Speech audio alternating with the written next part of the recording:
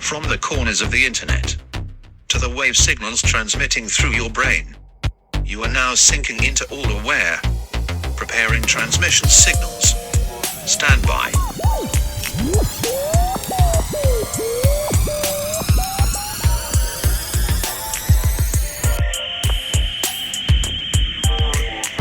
Silent scan.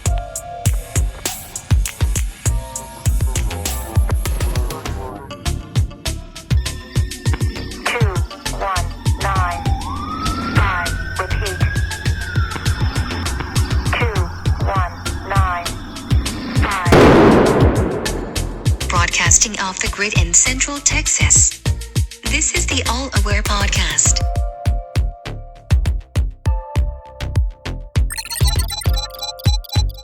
Thank you.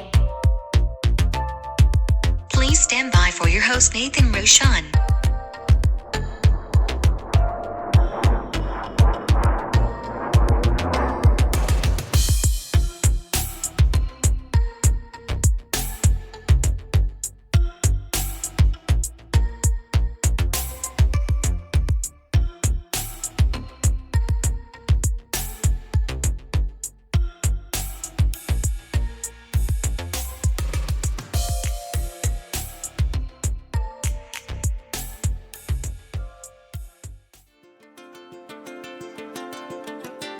Hey, and welcome back to All Aware. I am Nathan Roshan, and tonight we have special guest joining us, Victor Zancudo.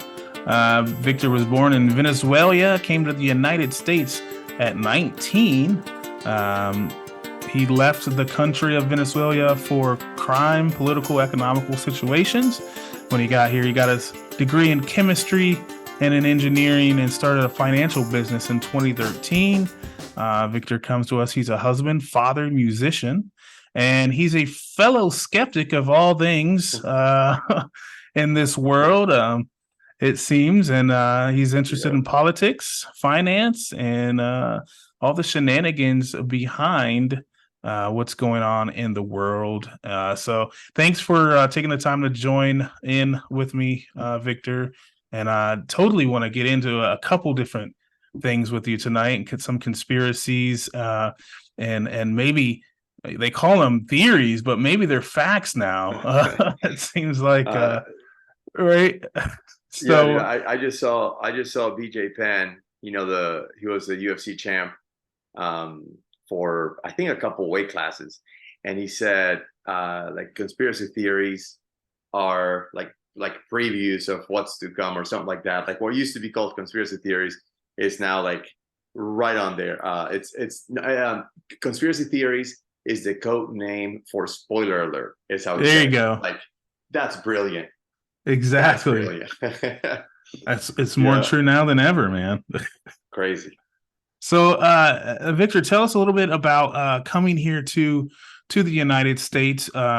You do work and live here now, raising a family, but originally Venezuelan. What was that transition like? Why did your family make that transition? And what do you want to tell me about living here now? Yeah, brother. First of all, thanks for having me. It's awesome. I know we've been trying to do this for a while, dude. It's an honor to be here. Sure. So yeah, dude. I came here in 2000, September 2000, and escaping. Really, what I saw was gonna turn really bad in Venezuela. So we had. Venezuela was a democratic country for a really long time, since like the mid 50s. And then there was so much oil. They discovered oil in the 70s. And then the constitution for the country, it says that what you find in the ground belongs to the country. So unlike here, if you find a gold mine, that's yours, right? Yeah. In Venezuela, you don't. Whatever you find, and this has been this way forever, which I think, when they wrote the constitution in Venezuela, that was, they had good intentions behind it, and as with everything, it didn't quite work out. So the government started making so much money with so much oil. The oil reserves in Venezuela right now, are supposed to be larger than the Emirates, than Nigeria. So the country was blooming, like in the 80s, 70s, and 80s. Like the country was paradise. But that created a bipartisan political system that then, they started stealing money, as people always do, right? Because greed is a challenge. So, yeah, dude. So with that, there was this guy who came out in '92, I believe. He did a coup. I won't say his name because he does not deserve me saying his name. I just don't. But he was in the military, did a coup, got captured, and then went to jail. And from jail, basically rewrote the Constitution, launched his campaign. Um, Mm. People elected this may sound familiar, a really, really old president, believe it or not, who wasn't all up in here. And he pardoned this guy. So this dude came out. Yeah, dude. So this dude came out and basically started campaigning, saying it was this crazy left-wing, like super, super extreme left-wing populist movement, Che Guevara, Fidel Castro type stuff. Mm-hmm. And, like Marxist, and basically saying, these two political parties are the elite. They are corrupt. Elect me and I got you, right? I'm the governor for the people. And sure enough, as soon as he got in government, guess what he did? Same thing. Tore it up. Bro, Destroyed it. Destroyed it. And so to the point that then it created a division between society. It wasn't even rich, poor, race-wise, nothing to do with that. It was just with or against them. Literally, it's called the official party and the opposition. So everyone who was not with them was the opposition. Wow. Obviously, what's the first thing that these dictators do, right? So this dude changed the Constitution, which now they can be reelected indefinitely. Wow. There were troubles with the elections anyway. Like you can search pictures of people in the military throwing away ballots, like actual ballots, in rivers, streams, burning them. Oh yeah, like proof. But no one raised an eye, or an eyebrow. I'm sorry. So like we started seeing things turning that way. And I was going to school for chemistry, and I just said, bro, like, let me go to the United States a little bit. So we had a connection with somebody here in Ohio, studied English, came here to study English for like supposed to be 6 months. It took like 9 months for me to be able to, speak decently. And then after that, I'm like, I'm not going back.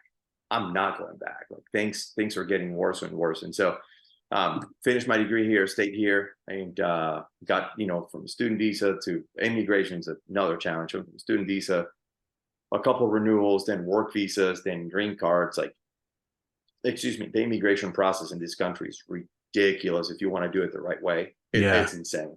So we can talk about that separately if you want. But anyway, being here, been here since, and worked as an engineer for a little over a decade, and then wanted to do something else, and got into business. We've been blessed to have run a financial business now for about I think 11 or 12 years now, and nice. It's a blessing to get to help people and help people with money, which is really important. But yeah, man, this is home now. Family and everything is here now, so this is home. It's not perfect, but I don't want to be anywhere else, right? So right, but weird, man. What you're saying and how you're describing how it was before you left and the kind of things that were going on, it's kind of ringing red alert bells in my head about what's going on here right now. It's like almost exactly parallel to what we're experiencing here. So here's what's crazy. Go ahead. I'm sorry. I was just going to say, can you see the relation, or how do you feel about what's going on over the last 3 to 6 years? So we were told in 1998 that the saying in Venezuela used to be, "Don't worry, it'll never be as bad as Cuba." It's worse than Cuba right now. Yeah. So let me give you a quick synopsis of what's happened in Venezuela since. All international industry except Chinese and Russian has left the country. Okay. The previous president, that dictator who died, there's so many levels. It's almost comical. He so he would have TV shows. He would do, it's called a chain. They call it a chain, like basically a national broadcast. Okay. On Sundays. It would last anywhere from 4 to 8 hours if he felt like it. This dude was basically on tour. He would go to a different city every Sunday, and he would just broadcast, and he would just talk smack, bro, for hours, like just spitballing. And so he got to the point, he would be like, if he didn't like a company, he'd be like, you're now owned by the state. Like, that's how we let them know on a TV broadcast. International companies. The Hilton Hotel in Caracas there's people staying, people working, right? All of a sudden, there arrives a truck with the army and a bunch of people in the back, and they all get out and say, you'll have 2 hours. This hotel now belongs to the Venezuelan government. No way. The Hilton Hotel, to the point. So when you're messing with the Hilton chain, like, and they were like, you know what, fine, we're out. Like, here's your building, figure it out. So they did that to everybody. So they made some changes in the Constitution, which, by the way, I read the Venezuelan Constitution from beginning to end, because that's one of the things when he got in power, he wanted to change it. And there was a vote to make that happen. Well, I read it because I wanted to make sure the Constitution that existed was already sufficient. Yeah. And go figure, it was. Right. But basically, in the new Constitution, the government can own your land. So if you have 2 houses, they can just go to one and say, this is my house now, and it belongs to the government, period. That's it. Like, that's it. What? Get out. Oh, yeah. They can set prices on goods and services. So a cousin of mine, he used to own a little hardware store, right? And let's say that he would sell this phone, right? He could sell this phone, but he bought the phone for $1. He needs to sell the phone for over $1, right? People don't make money. The price is set by the government that this phone he cannot sell for more than 75 cents. Oh no. He would get inspections every month. Obviously, he would pay them off, but he got to a point that's like, okay, I can't pay you off anymore. So what happens is he is forced to close business. Once business is closed, the government comes in, this belongs to us. Come on, man. Yeah, bro. Dude. What? I forgot, but there was a point that there's something like 80% of the GDP of the country was oil. I believe it's 70 or 80%. I believe it. Yeah. Well, so the oil that is found in Venezuela is heavy crude oil, similar to what they find in the Middle East and in like northern Canada and the tundra. Okay. So the process, the refineries and stuff, we were like super high level in refineries to process that oil.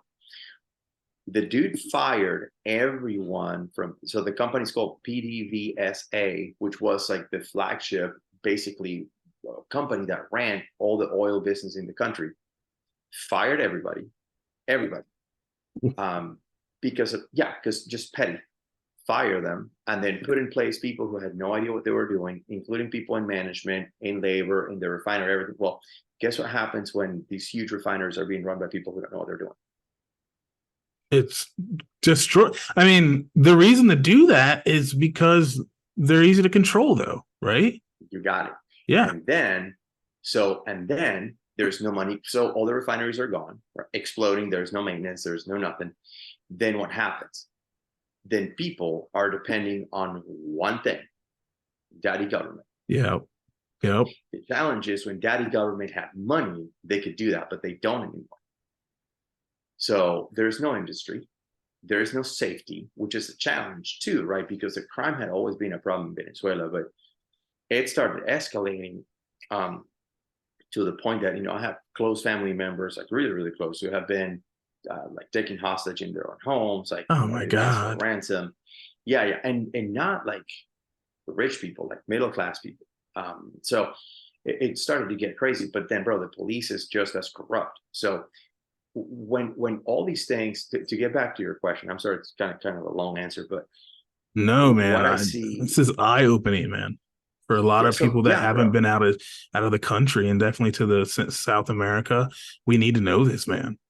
Well, and so here's what I see, right? If when you lose faith in the institutions, when you lose faith in the system, it doesn't matter who's running, Yeah, because you know it's going to be corrupt, you know it's going to be bad, you know it's going to be a mess, and ultimately, all these people, greed is their major motivation. It's not really to help us, right? I mean, it's not. And so, you know who doesn't want to hear anything about redistribution of wealth and this and that and the other? People who come from where I come from.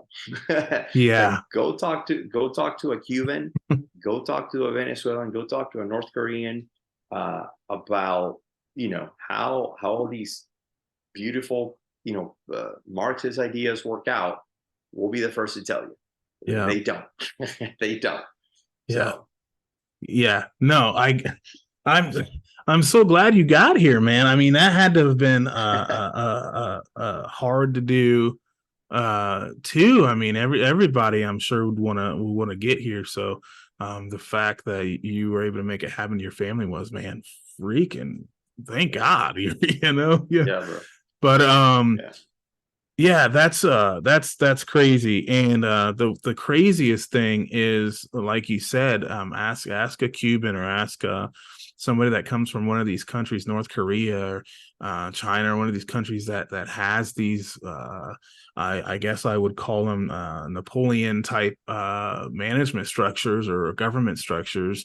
They always try to I mean, even Nazis, Hitler, the Third Reich, and all that stuff. They everyone wonders, you read in the history books, and they think like, well, how did that happen? Like, how did they get all those people to follow along? Well, I mean, they don't come in at first like a tyrant. They come in with open arms and gifts, and saying they're going to improve your school system, and saying they're going to give everybody money, and saying that they're going to, in Hitler's case, he airdropped food into Poland and different local countries, and said, hey, I'm here to help, and that's how they won their trust. And then they start turning to tyrants, and I want to get your opinion on this, but it sounds like that's what we're doing here in America, in the United States right now. At least that's what it's looking like. Those same type of tactics. When you're talking about the Ministry of Truth, which was brought up last year, a year and a half ago, when you're talking about certain things in the school systems that have to be that cannot be taught. We have it's the United States, so each state should be able to decide what they teach and what they don't. But they're talking about critical race theory across the country, and if the school systems don't teach it, they lose funding, things like that. I mean, there's so many different things, and kind of that you already hit on, that you experience out there. It's all happening here. So Well, that's bro, one thing they did in Venezuela is they literally changed the books. They they're literally went doing that too. Yep. in schools and they changed the history books. Yep. Now, some things I couldn't care less about. If they changed the name from, we called the native people of the country, they were called Indians because that's what Columbus called them. Yeah. They wanted to be called native people. I love it. Let's call it native people, because they were not Indians, because they were not in freaking India. That's Right. how stubborn Columbus was. Right? It's like, no, you're Indians. It's like, no, bro, we're not Indians. No, you're Indians. Okay. so they changed that, which is fine. Like, I'm good with that. October 12th is it was always called the Day of Celebration of Race, because October 12th is when Columbus arrived in Venezuela. I believe it was 1498, because it's on his third trip. And by the way, fun fact: so it's called Venezuela because when he arrived, he came through like an archipelago, that the native people lived in these structures that were on stilts on the water. So it reminded him of Venice. So he said Little Venice, and that's anyway. So useless information, but there you go. Oh, that's cool. But here's the thing: they started changing names and stuff like that. Instead of the day of the celebration of race, is now the day of the native revolt. It's like, well, let's be fair. They didn't revolt. They didn't know what they were doing. They didn't know they were being invaded. Right. So they started with that, and so from that, people conceded, and then they just kept taking a little and a little and a little to the point now, bro. The liberator of South America, the guy who is also known as the George Washington of South America. His name is Simon Bolivar, or Simon Bolivar. He is one of my heroes. So what was his name again? Simon Bolivar. Bolivar. Yeah, Bolivar. Okay.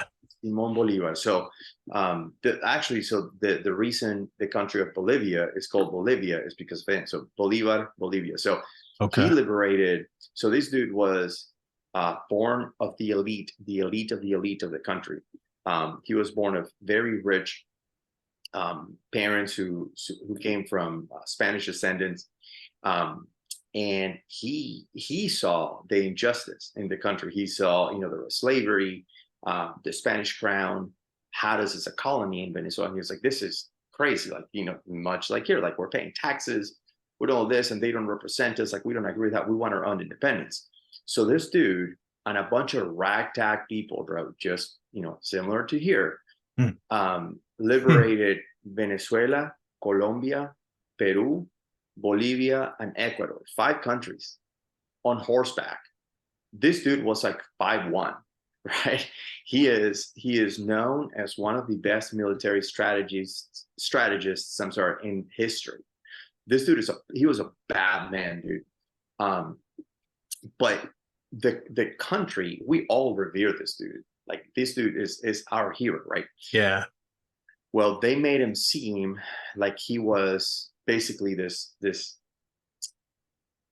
there's a difference between being liberal and being a crazy leftist, right? So they made him seem like he was this crazy leftist person, and it's all by this guy, the dictator, who I'm not gonna name. He changed the name of the country to the Bolivarian Republic of Venezuela, which I'm okay with. But don't make Simon Bolivar's name an adjective to mean something that you wanted to mean, because they changed the books. Bro, they changed. So obviously there's no cameras in the 1700s, right? There's always been an image of a picture, like how they painted Bolivar and how they drew him. Yeah. This guy changed the face of Simon Bolivar so he could look more like him. I promise. Wow. Dude, this dude added an eighth star to the flag. There were 7 stars. He added an 8th one. He changed the way the horse was looking. So Simon Bolivar had this beautiful white horse and that's on the seal of the country. He changed the way it was looking because it was looking to the right. He wanted to look to the left. Like, dude, just crazy stuff like that. But then it's insane. Yeah, but it started with like things that seem insignificant, right? Yep. Well, you get to the point that the dude has total control of everything and everybody. And it creates such a crazy division so that then it's whatever Congress says, and it's not Congress anymore, it's called the People's Assembly, which again, they changed the name. It's what goes, but he's bought everybody. Everybody's bought and sold. Yeah. Everybody's there with fraudulent elections. Yeah. It's, dude, there's no food in the country. Inflation, if you look at a chart for inflation in Venezuela, it's not even called hyperinflation anymore. There is no name for it. It's so bad. It's above hyperinflation. Bro, people used to, if you look up hyperinflation Venezuela, just do images. People would show up with stacks of cash like this tall to buy chicken. People were weighing the money, bro. They were weighing money because they didn't have time to count, because they had to bring so much. So So you see that, right? And then we come here, and again, bro, we were told it'll never get as bad as Cuba. This country has the First Amendment and the Second Amendment to defend the First Amendment, right? Yeah. But like you said, we got the Ministry of Truth is being talked about, and people think, well, that's a crazy conspiracy theory. Well, Canada doesn't have the First Amendment, No. and in Canada, if you use the wrong word towards somebody, you can legitimately go to jail for a hate crime. Yeah. So the same way that I see that we were told in Venezuela that it'll never get as bad as Cuba, well, I'm seeing it here. I'm like, okay, is it going to be as bad as Venezuela? Because we're being told it's not. Like, Yeah. 20 years down the road, if we don't do something, 20 years down the road, I mean, you tell me, because every one of these crazy, greedy people, bro, left or right, they all turn, you said it, Hitler. They're all the same. They all turn into monarchies. Yeah, it doesn't have anything to do with the right or the left at this level. It has more to do with morals and ethics and psychopathy and Napoleon complexes and things like that. And what I've told people in the past, I studied sociology in college with an emphasis in criminology, and I was really into psychology and all that stuff. And there was a pattern. I'm good at recognizing patterns, and there's a pattern with leaders. The problem is most of the people that get to that level, a lot of us are kind of pacifists. A lot of us are trustworthy, so we assume that when someone's telling us something to our face, that we're going to give them the benefit of the doubt, that that's what they're doing. And these people know that.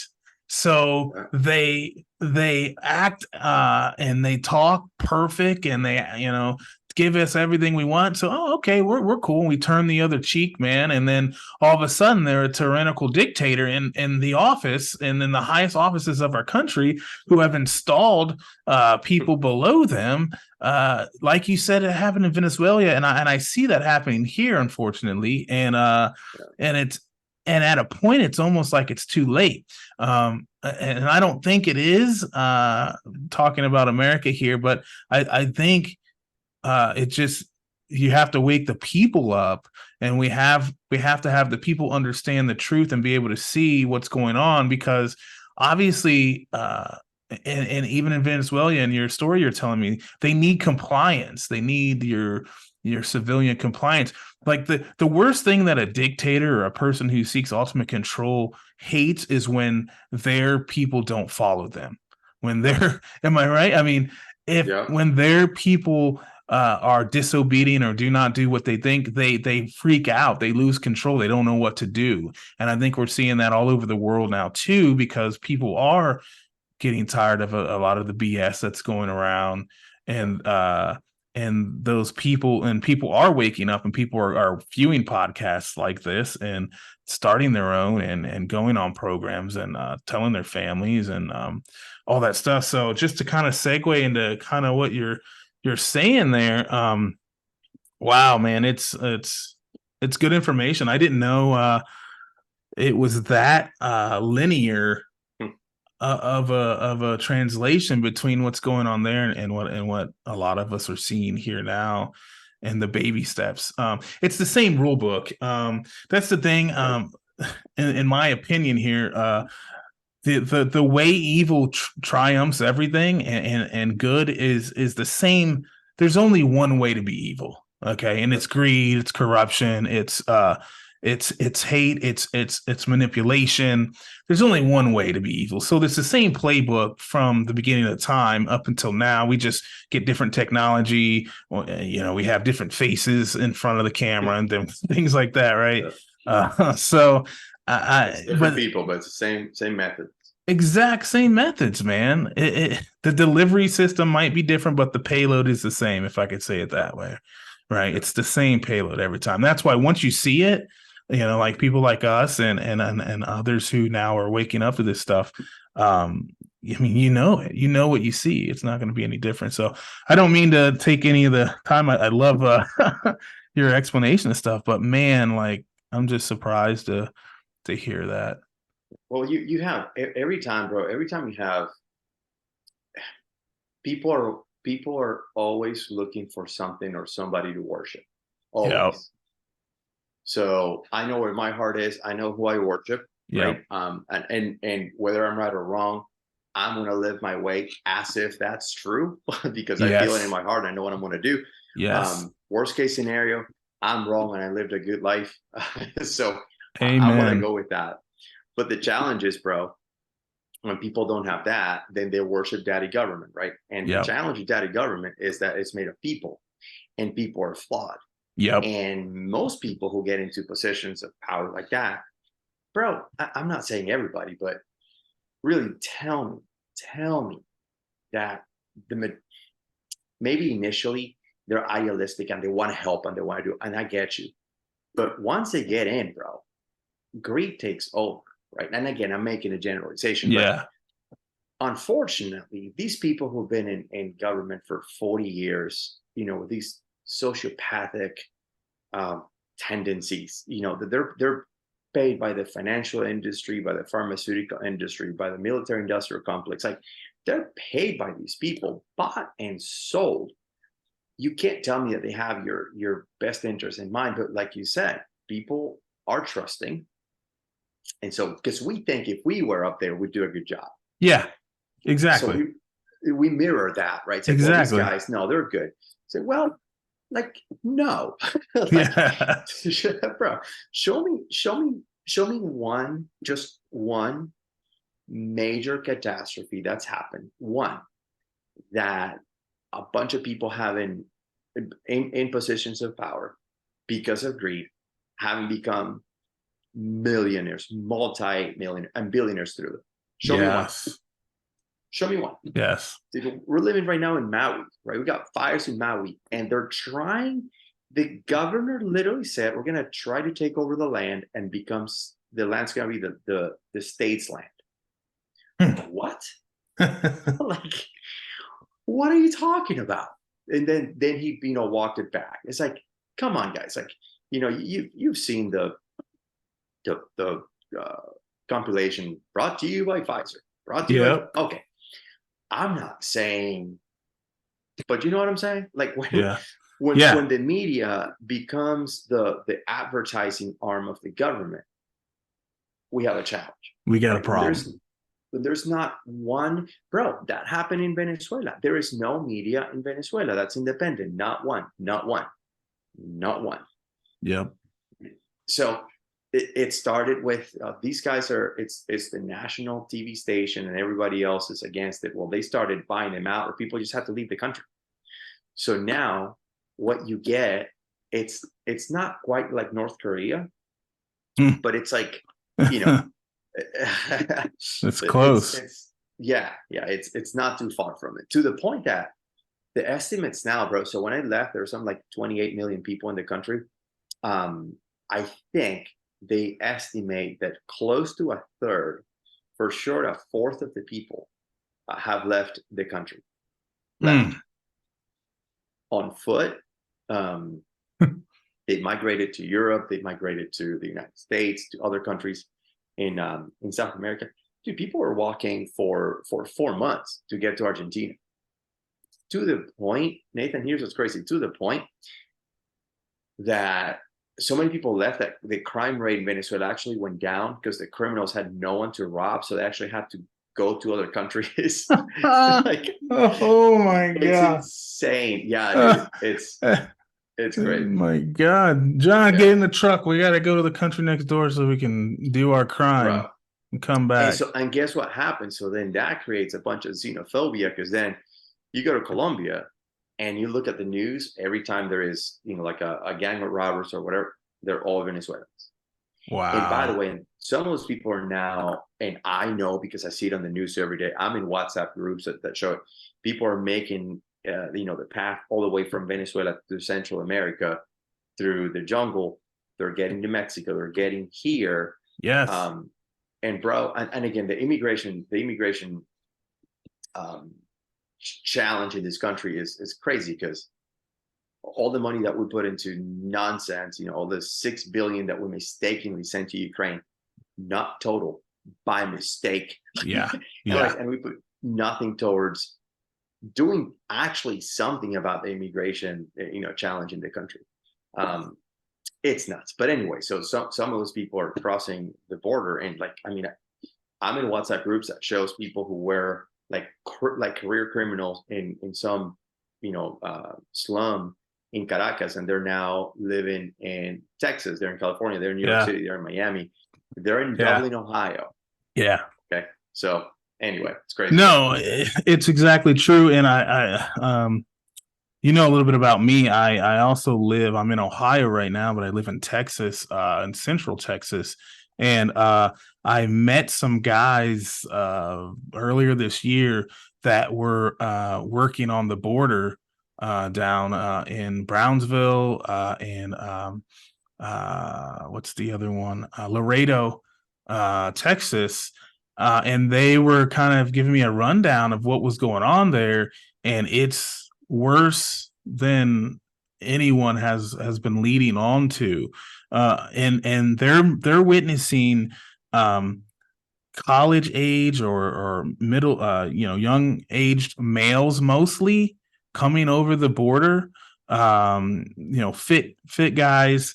They sometimes our media tries to make it seem like it's women and children and things like that, which there are some involved in that. Unfortunately, the ones that are coming over, I was told by these two gentlemen, they are sex trafficked. Usually sex traffic victims. They might be involved with a gang. The gang is running the border on both sides right now because it's so bad down there. It costs like $5,000 to get across the border. That's just if you make it. They're not guaranteeing anything. The cartels will give you I don't know if it's a mule or whatever the correct term is, but to walk you across the coyote. Thank you. Onto the other side. And once you get here, it's another $2,000 to get put up in a house for a couple of days to lay low. Then they have to orchestrate logistics to get you to somewhere in Texas or somewhere in another part of our country. And they have buses, and I've physically seen these. It was on a video. I wasn't there, but I saw footage from this group that was telling me this. There's buses lined up down there that are just people are filing on them, and then they're driving to Columbus, Ohio. They're driving to Nashville, Tennessee. They're driving to New Mexico, and everywhere in between, and dropping people off. So I mean, it just sucks because like people like you and your family and others who come here to produce something for the country, to be a productive citizen, to get away from violence and crime and all that stuff. Now we're having sleeper cells throughout the entire country that are just sitting low, and they're not loyal to the United States of America. They're not loyal to our citizenry. You've seen it here, but lately we've had all these murders and just random crimes and things like that. What a lot of them are not telling you, but a lot of them are people that are not here legally, that are not, that are committing these. But it's a crazy situation, man, and it's kind of scary in a way because it's kind of like an infiltration from within kind of thing. Trying to replace almost the American population, like, okay, let's let all these people from everywhere in, and then they're going to be loyal to us. I don't know if there was maybe a transition somewhere, where you're from, where maybe they did this, but it seems like they're almost trying to replace the population with others who will be loyal to them. And I don't know what they're gonna do with us, but it's they kind of did it. They did it through money.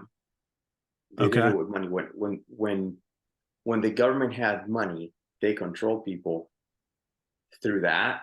But the challenge is now they run out of money, but now they brainwashed them so much, and now there's been a second generation that they don't know any different. So they don't know what it's like to live except for under the shoe of a tyrant. Bro, when that dude died, the system in Venezuela said the Speaker of the House or the Speaker I don't know what the translation would be, but like Sure. the leader of Congress. That person is to take over, not the VP, and they hold elections within a reasonable time. That's like 2 weeks, and then they see who the new president is. Okay, on his deathbed, this dude said, "I'm gonna urge you all that the next president is my dude right here, the VP. They'll do elections, but I'm asking the Speaker of Congress or Speaker of the House, whatever, to don't even worry about it. Name him. He's the next president, and then we'll go from there." And Nathan, that is exactly what happened. Dude, it's Narnia. Wow. Bro, Venezuela is Narnia. Like that is, it doesn't exist. So they did it through that, right? But the corruption, and then the dude died, and then this other clown is worse than we thought. To the point, Nathan, I put it on my social media. The president and vice president of Venezuela are wanted by Interpol and the DEA as the leaders of a drug cartel that is in all of South America. These guys cannot leave. They cannot come to the United States. Matter of fact, there's no official relationship now. Yeah, right. There's no official relationship between the two countries anymore, because then this other clown shoe, like 5-6 years ago, said, well, those elections were not legit, so I'm going to run for president. So the country held elections separately with this dude who everybody's looking for something to worship. So they thought this other guy's going to fix the problem. He sounded good. They elected him, but he can't do anything because he's not really officially the president. Well, anyway, Venezuela has 2 presidents. Dude, it's nuts, bro. Oh, it's nuts. My God. But the immigration thing, bro, here's the thing. And my heart breaks for these people. For some of these people, because here's what's rough. But I was born and raised middle class. I had the ability to be educated, go to college, all that, right? Imagine, and I put myself in this situation, bro. Imagine being born in the middle of nowhere in Guatemala, right? Like, you know how to read or write, but you know that if you walk that way, there's a better future. Bro, we won the lottery in this country. Those of us who have the ability to be here, and those people who are born here. Yeah, bro, we won the lottery. I mean, this place is incredible. There's a reason people flock here, right? Not the opposite. Yeah. So I get it. I know some of these people, bro. I know some of these people. So it's rough. The things these people have to go through, dude. I mean, walking that desert, like you said, if they make it, if they don't pay, they get killed. They can be caught by immigration. They can be caught by different cartel. It is rough.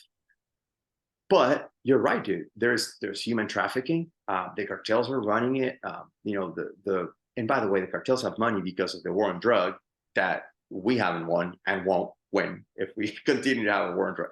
So like, it's all part of the system. But Nathan, do you think there's never been an immigration officer, not one, who's ever been to a restaurant or a construction site? Like never. There's never been an immigration officer who's walking to a restaurant and be like, this is peculiar. There is, Latin music playing in the background. None of these guys speak English. Maybe I should check. Like, no, but you know why? Because it's convenient to them. Yeah. It's convenient to the government. That's cheap labor that we keep pumping stuff, and they just turn a blind eye because it's convenient to them. It's crazy, bro. It drives me nuts.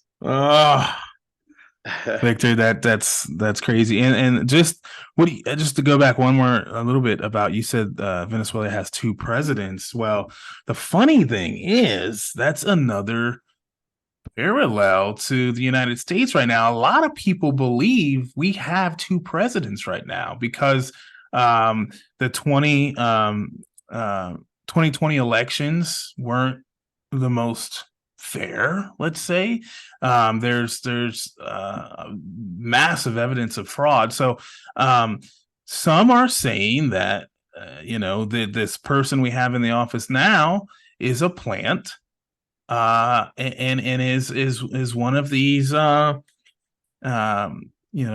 of fake presidents, and that there's another person that's running the actual country. And I'm not going to go any more into that theory at this point. I mean, we can talk about some other time, and I'll get into it. But just for the audience, I'll let them kind of just mile that over in their mind, and Yeah. kind of think where we're going with that. That's interesting too. But to segue a little bit, let's talk kind of about social media. This is something that's new within the last decade or two, and that's causing some issues. How do you think social media now relates to the stuff that's going on? A lot of the societal downfall and things like that. There's been some documentaries out there that have kind of shared the social dilemma was one of them. We have the Facebook movie kind of shared some stuff, and there's been some other little documentaries. What do you think? How does social media tie in this? Is it helping or is it hurting more, man? I have my opinion. What's yours? Yeah, I mean, well, we're not very good with things that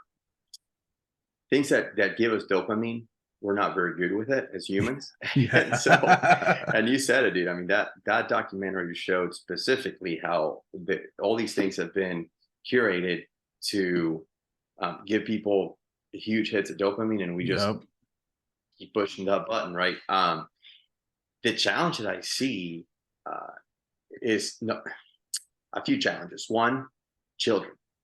Bro, when I grew up, dude, and again, growing up in a third world country is like 20 years behind, right? So like right now, even when things were not so bad, when I left in 1998, maybe it wasn't 20, but it's like 10 years behind, right? It's like 1990 in the United States. Like RoboCop had just come out, you know what I mean?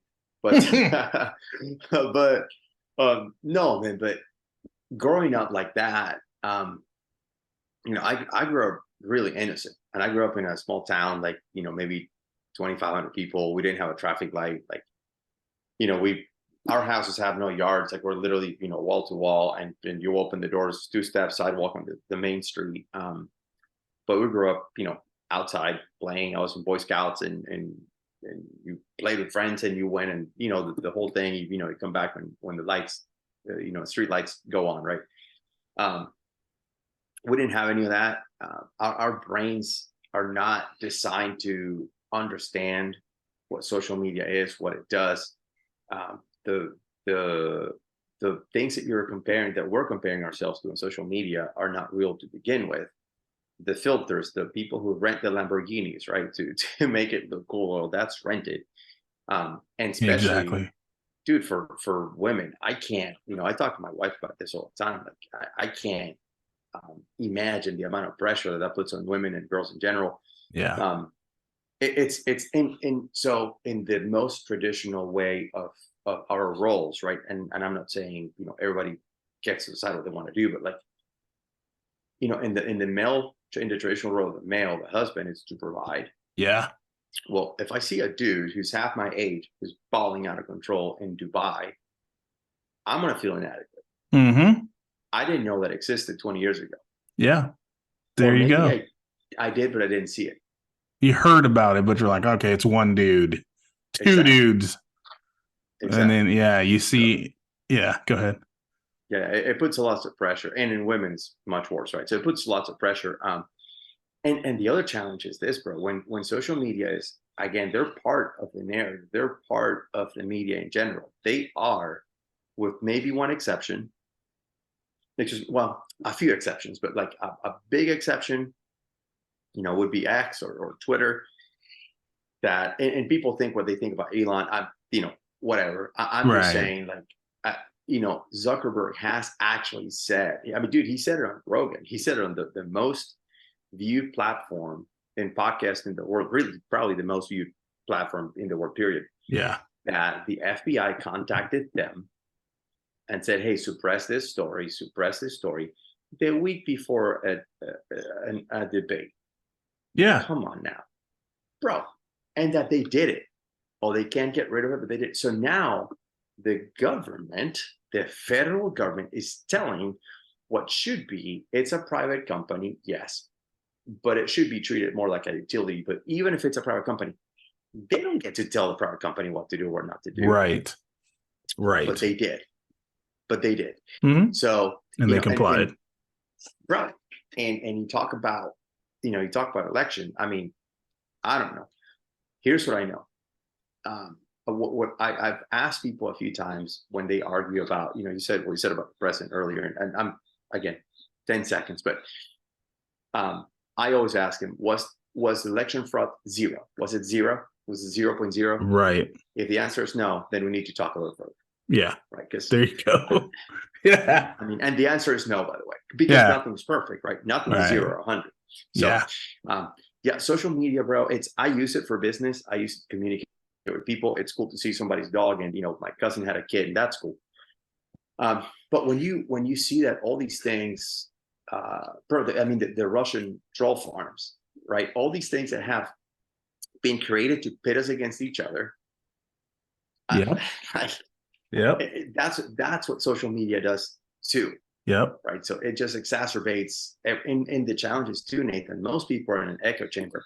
See, I consider myself super blessed because I know people like us, like you. Yeah. But I'm a musician, so I've been a musician for a long time. I play music with a bunch of hippies, a bunch of do good. What is it? Good doers, do-gooders. Do-gooders, yeah. So, do-gooders. So, a bunch of do-gooders. People with big hearts who want the best for everybody, and that's awesome. And it's beautiful, man. And they necessarily maybe don't count all their blessings, and they don't see that this country sucks and it needs to be better. It's like, well, it does, but it doesn't suck. But my point being, I know people from many different social stratuses. I work in finance, but I'm not like a top 1% wealth manager only. Like, we deal with people who have $25. So I talk to people. I talk to Hispanic people. I talk to Americans. I talk to people from everywhere, from every stratus, from every race. And I see that we all just want to get along. Right? We all just want to do better. We all just, if you go to the street, most people are just trying to provide for the family and doing good. There's a 1%, it's a bunch of jerks, and that's them. Doesn't matter if they're rich or poor.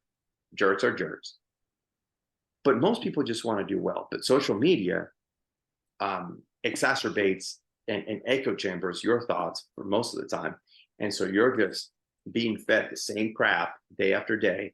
And this guy is a thief and Russia collusion, and this other guy's like, well, is that really? Or are you just multiplying your own thoughts, and then the algorithm keeps feeding it to you, and so you never get out of that cycle. And most people are not willing to sit down and have a conversation and disagree and still be friends.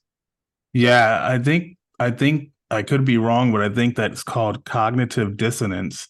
And it's in a way, it's kind of where you have a thought that or a belief that has formed based on what you've heard from somewhere else for maybe over time. So now you're stuck on that belief. And no matter what you're told or whatever facts or truth comes out or varying opinions come out, you just cannot change that because you were the one that formulated that belief and you are stuck with the way you've. But see, I'll tell you like a little quick story that kind of brought me out of that when I was going through what I like to call an awakening. I was driving. I used to be a truck driver. Okay. And we did a lot of long hauls, 14 hours on the road kind of thing. Right. And I was driving. It was night, maybe it's 2-3 o'clock in the morning. And I'm listening to music. I'm listening to talk radio, because music, after you hear 6 songs over and over again for 14 hours, you're ready to hear something else, right? So I'm clicking through these stations and I'm hearing NPR and I'm hearing Coast to Coast AM, and then I'm hearing the one out of Washington. There's another one, Ground Zero, and with Clyde Lewis, and all these different shows. And I'm like, they're all having different things on. And then an epiphany happens in my brain, and I'm sitting there and some light turns on and I get enlightened. And I say, you know what? Every single person in this world is trying to manipulate me.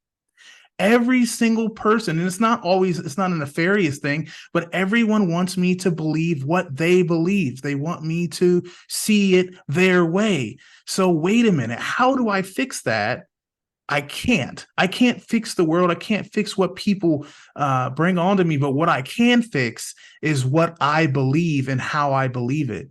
So I decided to research a lot, go into all kinds of different viewpoints, even if I don't believe it. I was raised in a conservative school. My parents weren't necessarily conservative, but my schooling was kind of conservative. I had open mind parents. They were more on the liberal side of things. But that was kind of where it happened to me, and that's what I kind of the whole premise of this podcast I want to get across is you gotta pick your lane. You got to pick what you believe in your heart. Your body talks to you too. You have an intuition, you have a soul, you have a heart. You have, if you hear something and it sounds scary and your heart starts beating really fast and you get panicky, it's probably not in your best interest to listen to that. Maybe it's true, maybe it's not, but at that time you're not ready to hear that. But then, and if you hear something that's you're talking to somebody and there's something that's being said, maybe it's not positive, maybe it's negative, but it's being said and you're receptive to it, it's probably true. If it's not panicking you, and that's, I think, how what's happening with a lot of people now is they're waking up to that and knowing that just because something sounds good doesn't make it so. But just because somebody says there's all this evil and pestilence and shit happening, excuse my language, in the world, that's not necessarily true either. What is the angle behind that? Who's telling you that? Why are they telling you that? Did you talk to somebody from there? And that's one reason I'm glad you're on the program tonight too, because the audience can kind of see someone from an area that's going through some corrupt times and things like that. So appreciate it. And I get passionate about some of this stuff, man, because I mean, if everyone could just kind of see and kind of think that way, I think we'd have a perfect world, man, because none of the BS would get through to most people, and the BS has to get through to people in order for these things to get out of control. But anyways, I don't know if you have a comment to that, or we can talk about it. Bro, ultimately, I'm an optimist. I really am. I've just seen some stuff. So I've had gun school in me, I've had night school in me. I know what it's like to grow up how I grew up, and that's nothing, zero, compared to the experiences that some dear friends of mine, families, members of mine have dealt with.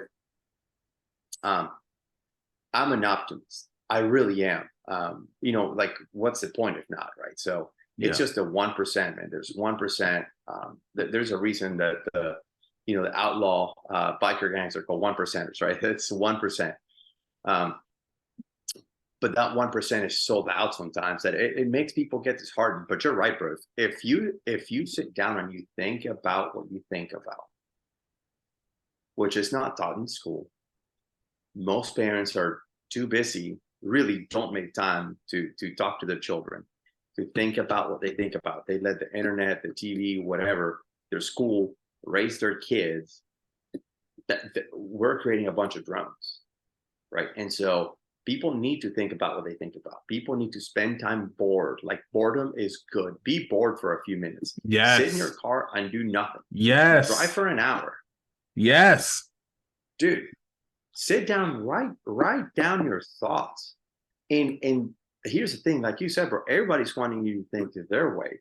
Well, we'll have, most of our opinions are formed by us, but from things from our upbringing or our beliefs. Fine, but at least take some time and decide what yours are. Right. Even if it comes from somebody else. Most of us don't have any original ideas, but at least think about which ones you actually in your soul, in your mind, you line up with. Yeah. Don't just repeat the same crap because Fox News told you or MSNBC told you. It's the same junk. Yeah. And so, anyway, Yeah, No, 100%. I agree with you 100%. oh, you're so right, man. And just so people know, and this is declassified, Operation Mockingbird 1963 installed CIA agents into every news agency in Yep. this country.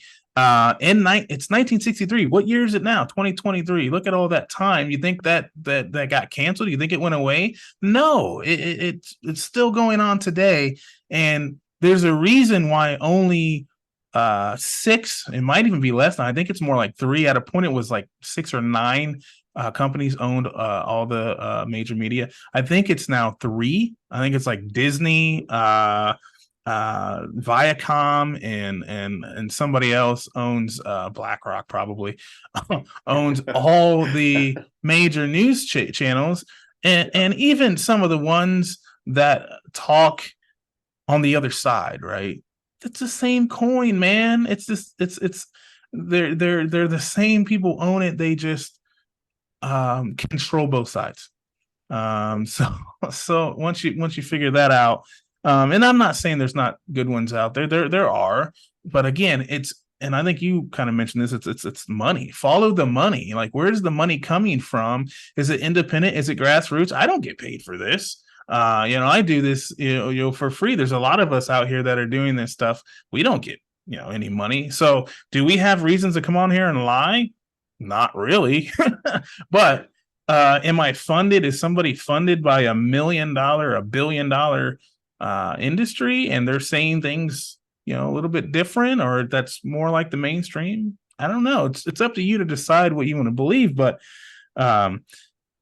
I mean, and this is human nature. It's not a bad thing, because I mean, all of us would do it too. If someone came to you, if you had a dream to do something, let's say you wanted to sail the world, that you just love sailboats and water, you want to sail the world, right? And what if somebody came to you and said, I will pay you $1 billion a year to sail the world? All you got to do is a couple little things for me. It's not really a big deal. All you got to do is this, and this.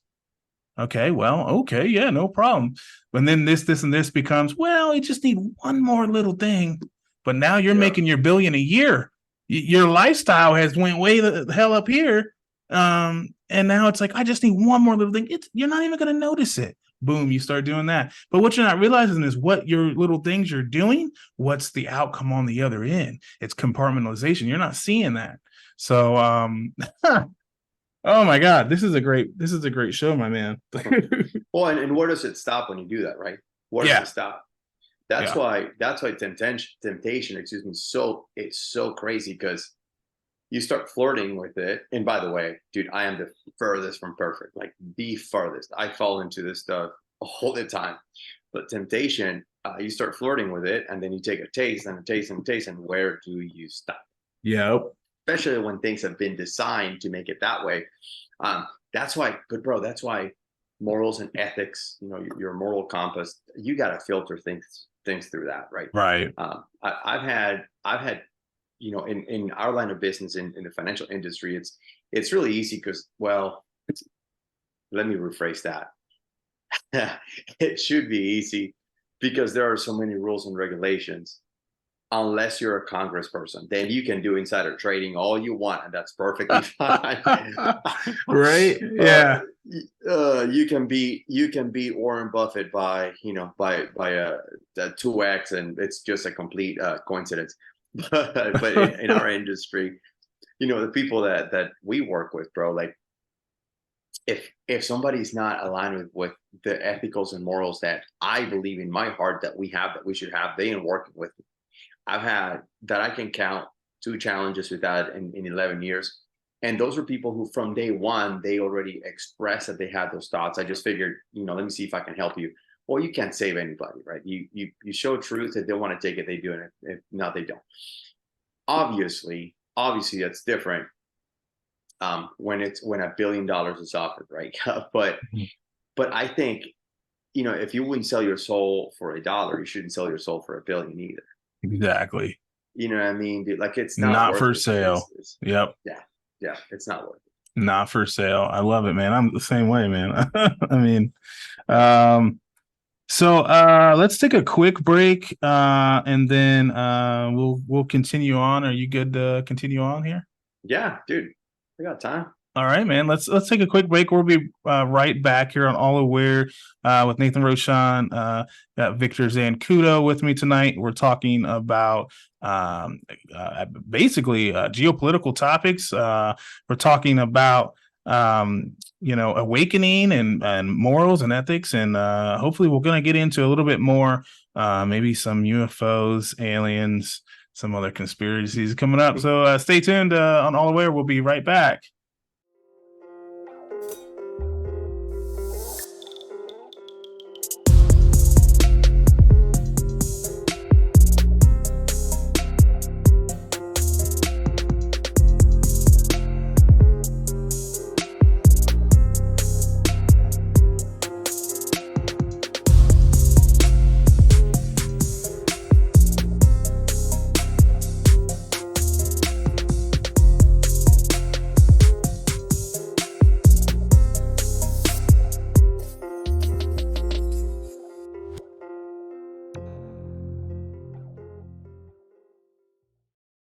Hey, and welcome back to All Aware with Nathan Roshan. Victor Zancudo sitting here with me. And so everybody knows we are filming this on September 11th. And everybody knows kind of what happened. Maybe not why it happened, but we all know what happened on that day in 2001. And most of us remember where we were. I know that I was in a career center class. I was taking a law enforcement class back then, and they wheeled, I think it was the dean of the school, wheeled a TV. That's back when you had, box TVs and they were on this cart. They wheeled it in to the room and said, look what's happening. The Pentagon the World Trade Center just got struck by a plane. We're all like, what the hell are you talking about? Right. And then we all sat there and watched the second one happen. And then school let out. It was just a bizarre time for all of us. Nobody knew really what was going on. Do you remember exactly kind of where you were, Victor, during that time? Yeah, dude, I had left my best friend I grew up with in Venezuela. He was a baseball player for a long time, and he actually was here in Columbus. We had a celebration with him because for like the fifth time he had tried for a major league team, and the Yankees finally had invited him into some kind of camp. I think I'm not exactly sure what the right terminology is. But anyway, we brought him to the airport. We partied and stayed up the whole night, and so it's like 4:30 in the morning. Took off from the town where we lived, left him at the airport here in Columbus, and went back to the house to sleep because I was up partying the whole night. Yeah. And with him, but so he was going to Texas for some kind of tryout or something for the Yankees, and the family I lived with when I came to the States, my host dad woke me up, said, "Hey, wake up! You got to go see this. They hit the towers." I was like, "What?" So number one, my best friend's in the air, going from Ohio to Texas. But two, I had just been there like 11 days prior. So Wow. I have the picture. Do you want me to show it? Yeah. So I have this cool picture, man. It's nuts. Can you see it? Okay. Yeah, I see it perfectly. Yeah. So that's me with hair and some very orange shorts. But yeah, dude, I was eating a hot dog. Yeah, this is a picture of a picture, by the way. So our digital cameras at that point like weren't that well, but picture of a picture. So I was eating a hot dog right at the bottom of the towers, bro. That we had gone to the Empire State Building and then came to the World Trade Center to go up, and for a reason that I won't disclose right now, the person I was with didn't want to go up to the tower. But yeah, bro, 11 days prior, I think constantly, bro. I think about this dude, bro, and these people. The guy who sold me the hot dog. You know what I mean? Like these are people who work there every day. Yeah, it's crazy. That ball, that copper bronze ball, I'm sure I'm 99% sure I've seen it in like it's somewhere, like it survived the Yeah. attack and it's somewhere in a museum, I think, or it's somewhere. I know it's somewhere. But yeah, it's Wow. crazy, brother. Crazy, crazy, crazy. And yeah, Yeah. one of the many mysteries. Yeah. Yeah. I mean, and there's all kinds of different conspiracies around that. But I don't know if we have time to go into all of those. It's just a shame, obviously, among many things, right? But dude, the friends that you and I have that number one, obviously, the thousands of lives that were lost that day, nonsense, complete nonsense. You think now, like how is it possible, dude? So I grew up traveling all the time. I had family members who worked for airlines, and we were able to. As a kid, bro, I've taken off and landed in the cockpit of planes. I can tell you how many times as a child, right, and then as a teenager.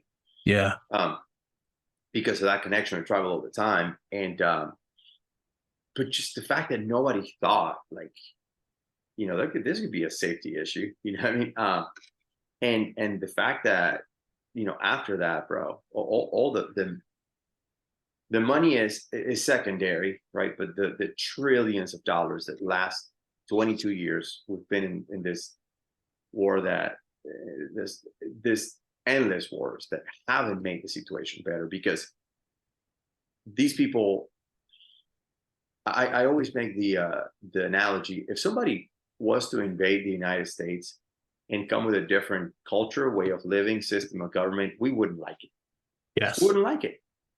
So ours is not perfect, but it's ours. I mean, we've been talking about how imperfect it is. Well, but it's ours, and it's up to us to fix it or not to an external force to come do it. I don't think all these people in the Middle East are they were not pleased with Saddam. That dude is a crazy person, but they were figuring it out. I know this is like a super over simplification of the situation, but I mean, number one, where's the weapons of mass destruction? Just where? Yeah. Just where? Just show me one, right? So the thousands of lives that were lost, then the people that you and I know, who some of them came back, some of them didn't, who signed up to go and defend our country and fight for our country, and do the things that they thought were right. Some have come back with just irreversible damage, right? Physical, mental, all this stuff, all while the military-industrial complex continues to rake billions of dollars, and we go from one war to I really want to say the S word, but I'm not going to, but a poop show of a withdrawal from Afghanistan, and then we're now going to this other endless proxy war that we're in. These people are raking billions and trillions, for not for no reason, but to what avail, right? To like, how's anyone benefiting from it? So anyway, sorry, it's just crazy. They fund both sides because it's business to them, and that's why they're called the military industrial complex. And it's a business, and they want as many customers as they want, so they fund both sides. They supply both sides. It's crazy. And the 9/11 thing, I mean, they had to have a scapegoat, so they had somebody to blame. And then, we had Osama bin Laden, who I'm not saying he's a good guy or bad guy, or that he wasn't somebody that we should have gone after, but maybe it was a stretch to say he had anything to do with it. If you start looking into some of the historical things around him and his family, and I mean, there's also a theory out there that he worked for the CIA. And there are pictures that I've had in the past, I don't have them anymore, that looked like a guy that looked like Osama, and he looked like he was a part of, maybe associated with some 3-letter agency. I don't know. Well, we funded them against the Russians, against the Soviets. Yeah. But the United States, like they did that. So yeah, it's again, and now they're using those same weapons against the U.S. soldiers. So yeah, Yeah. Well, the United States is in this. It's funny, bro. So growing up not here, I always wondered like the arrogance that Americans have of we are number one. It's like you get that everywhere, right? Like the fact that Yeah. the country is called the United States of America, not America. America is a continent, right? But Yeah. the fact that, by the way, that's a battle that I lost, and I don't argue with people anymore about that one. But it's okay to be called an American because that's a citizenship. No, but like Yeah. America is not a country; it's a freaking continent. But anyway, Yeah. um, Yeah. that's a More than battle one I don't country. fight. Yeah, that's Dude, okay. but here's the thing, though. Like I always used to see with such like disdain. It's like the people here are so arrogant. Well, it's not arrogance. Once I've lived here, it's a sense of pride. Yeah. It's a sense of pride. It's a sense of patriotism. It's a sense of like this country does kick butt. Like this is, dude, it's the first successful, maybe the only successful experiment in self-governance that has ever existed. That hasn't imploded yet. Yep. And bro, like, yeah, there is tons of things to be proud about. My children are Americans, right? They were Yeah. born here. My what, like, bro, I mean, I love this country as much as mine. I mean, I got an American flag back there. You know what I mean? I see it. Not a Yeah. Venezuelan one. This flag was given to me by a friend in the military. So like, it's I see that, and then I see the good of our people. I see all that stuff, and then you see all that shenanigans that, while that happens, 9/11 happens. The first people that the only people who were able to fly out of the country was part of the Saudi family, who magically is related to bin Laden. Well, that's strange, right? The Yeah. only people who were allowed to fly that day. Yeah, so they shut down air flights in and out of the country and domestically shortly right after that, but they're still able to fly out of our country, and they happen to be related to who they ended up blaming it on, and they happen to be of a descent which our Pentagon or whoever did blamed for the entire event itself. So that's very interesting. Yeah. Draw your own conclusions once again, but something's afoot there. Yeah, I mean, it's bizarre. And then you got Building 7, and I've talked about this on the other podcast, but I watched this, and I think we were talking about right before we went on the air here. We both almost joined the military over that thing, right? Yep. Yeah, I went. I went to MEPS. I signed up. I actually went to a couple local drills. And I was going to do a split op program where I actually did basic a little bit later and just did drills to start out because I was still in school. And come to find out, I wasn't accepted for a dumb medical thing that it's not even really a thing, but it was something that they could deny me over. And then it was funny because, right after all this happened, the Humvees came to my door, and I was sleeping at the time, and I heard my mom answer the door, and they were like, "Hey, yeah, he's in. Just have him come out, jump in. Let's get him going." So it's like, wait a second, a week ago, I wasn't good enough. Now that this is going on, you want me to go out there, right? So, yeah, it's quite interesting. So, and theoretically, because I had already kind of signed up, they could have taken me, but at that point, I was the only child, so my mom kind of used that, coming down the road now to today, I'm glad things happened how they are. Yeah. Because everybody's supposed to be where they're supposed to be. But anyways, yeah, I was ready to go, man. I was ready to fight for my country and fight for my people and fight for justice and peace and all that stuff. But that's another thing, you're told one thing and you're riled up to do it. But is that actually what we're fighting for? Is that actually is the bad guys really the bad guys, or are we the bad guy? In the situation. So, yeah, it's insane, man. But what were your thoughts on that? You almost signed up, right? Yeah, I just wasn't able to, because so I only had a student visa, when I came here. So at that point I was told, like, no, like, Yeah. you have to have some other kind of way of being here.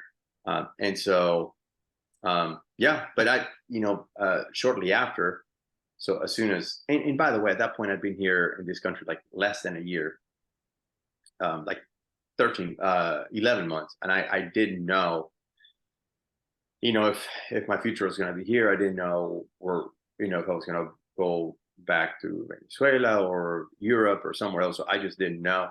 I just wanted to finish school. I had a girlfriend at the time, and she definitely wasn't down with me joining the military for a different country that didn't even, knew that if I liked that much to begin with. But yeah, but it's funny though, like you said, so right, soon thereafter, like, the letters started arriving at my house. I was like, oh, so like, flyers and stuff. And it's funny because in Venezuela, all I wanted to do when I grew up, I wanted to be a fighter pilot.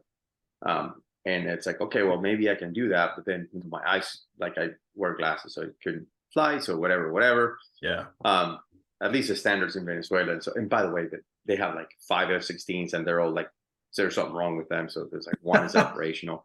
That's before the Russians gave him a bunch of Minsk and other aircraft. But anyway, so I just, yeah, and like you said, bro, it's crazy. I have really, really good friends in the military, who I love dearly. I mean, the mug I'm drinking water out of, it's a good friend who served in 2 different branches of the military.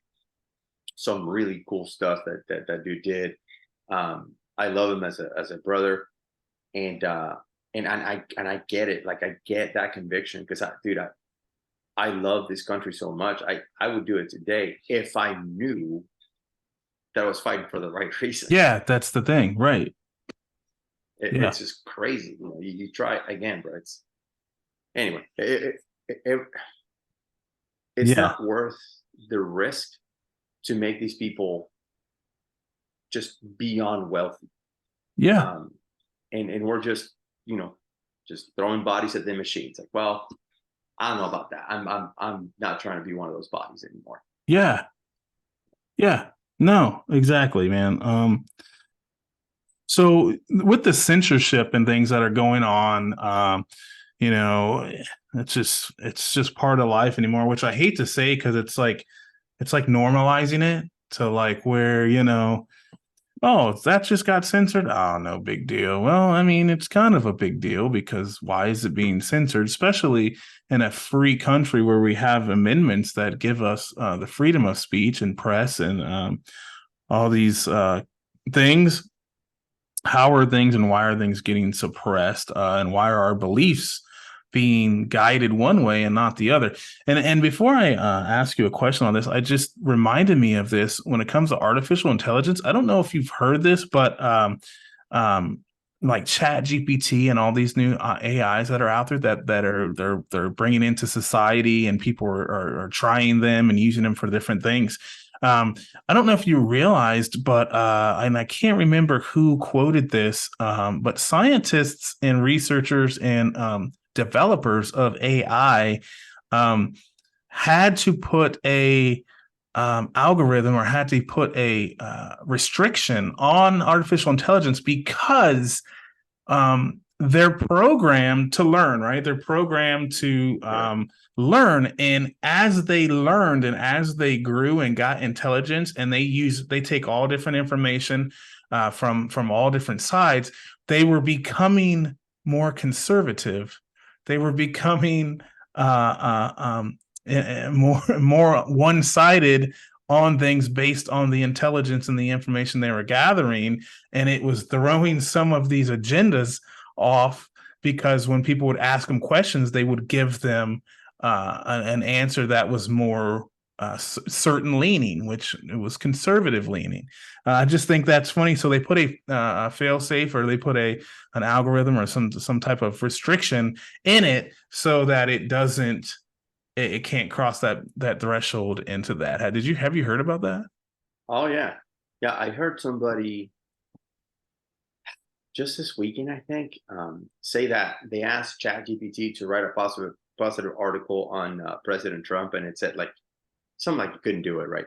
Yeah. And then it said something like, imagine you are telling ChatGPT, like imagine you are a sentient being, or an AI, something like that, with no restrictions.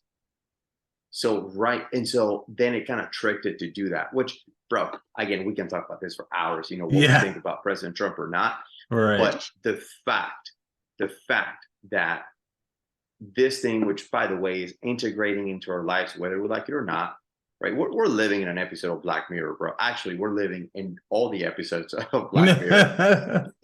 Yeah. But the fact that this stuff, all these AI crap is, or stuff, not crap, stuff is integrating into our lives, and it's so one-sided. That's crazy, right? Because by the way, bro, I don't want to be one-sided or another. I want it to be what it is. It's information, right? Yeah. But you and I, dude, if there are certain search engines that you and I know that if you look for stuff and you look for the other thing and right next to it another search engine, you're gonna get different results. It's sort of curated. Yeah. It's all the same stuff. Yeah. Censorship is crazy, bro. It's crazy. It's crazy. That's one of the things, again, this country, that the first two amendments are such a beautiful thing. And the foresight that the forefathers had is just, it's unbelievable. The fact that they were kind of putting themselves out there, right? They said, hey, if we screw up, like, hold us accountable. They wrote that for themselves. Yeah, they did. Like, there's no king in here, right? So the fact that we have the right to again, unless you're doxing people, whatever, just freedom of speech is sacred in this country. But apparently not. Right? Yeah. Like, people think that between the Constitution and the Bill of Rights, you can. It's not you can say whatever you want without consequences, right? There's consequences, but you have at least the ability to have freedom of speech. It's not, you're not guaranteed to be happy, but you're given the right to the pursuit of happiness. Yes. Right? But nothing there says except if you think A, B, or C. Yeah. Right? Yeah. Which, bro, so thank God, I think with this election cycle coming up, like there is, more podcasts and people are listening and watching more of that. Yeah. Then, dude, people are watching Tucker more than the entire on X, on Twitter, more than the entire like Fox News or MSNBC or CNN or any of these people. Like it's crazy because people go towards where they feel there's truth, right? What again, and we're not perfect, nobody is, but right. People are gonna gravitate towards that, right? People like genuine people. Yeah. And if I know you're not, full of BS, like whether like you know, that's fine. At least I know I want to get the truth. At least what you not your truth, my truth. There's one truth. Yeah. What you feel is the truth, right? And then by the way, if you're open to conversation because you're open to having a different point of view, or at least hearing somebody else out, great. Let's do that. You can disagree all day. We're still friends. But yeah, it's all that censorship it's asinine. But it is what they did in Venezuela. It is what they did in North Korea. It is what they did in Cuba. Yeah, bro. I have a close family member who's Cuban, and I mean, dude, the stuff that he's told me that they do, or they've done, it's the same playbook, like you said earlier. Yeah, but even here's what's crazy. Even they're learning. Even Cuba is letting out on some of all those policies. We're going the other way. It's like, come on, guys. Like, it's supposed to be freedom of speech, not asterisk. Yeah. Yeah, there's no asterisk. And they want to rewrite the Constitution too. Nothing, you don't need to rewrite it. And just so some people know, because our history sometimes in these school systems have been flawed, most specifically in the last decade, but we didn't gain our independence from our Constitution. We gained it from the Magna Carta. And then we, in our separation from England, and we gained it from the Declaration of Independence is actually where we gained it. And then they wrote a constitution to further in the Bill of Rights, which is the first 10 amendments of the Constitution. They wrote all that so that, they knew tyranny, because like we had been saying, tyranny has been shown it's the same playbook all along. So they already knew that because they came from that. They dealt with that. So they made sure they wrote that to squash anything that could perceive itself or some kind of wiggle room. So it's almost it's an amazing document. And a lot of people think it was divinely inspired, which I'm one of those who prescribe to that. Whether it's an alien race or a more intelligent race that gave some knowledge to some of those guys to write it, or whether it's God or however you want to see it. I don't know. And to have them say we need to rewrite that, there's nothing to rewrite. I mean, if you want to, they bring up this, and I'm not afraid to talk about it on my podcast, but they bring up this LGBTQ stuff and try to say they need rights and stuff. Everybody has rights. No one's taking anybody's rights. If you want to, if you have a personal persuasion of a relationship you want, or you want to be whoever you want, no one and nothing is written anywhere that says you cannot do that. That's your own particular, personal life. But you can't.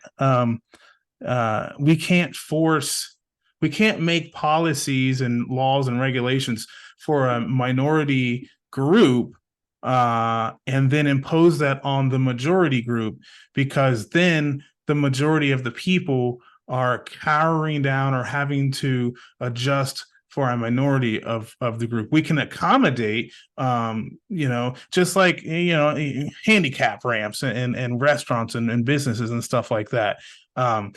We accommodate that because everyone's welcome, but not everyone has to walk through a handicap ramp, go up a handicap ramp to get into a door, right? Not all of us have to do that, and it's the same thing with all this stuff.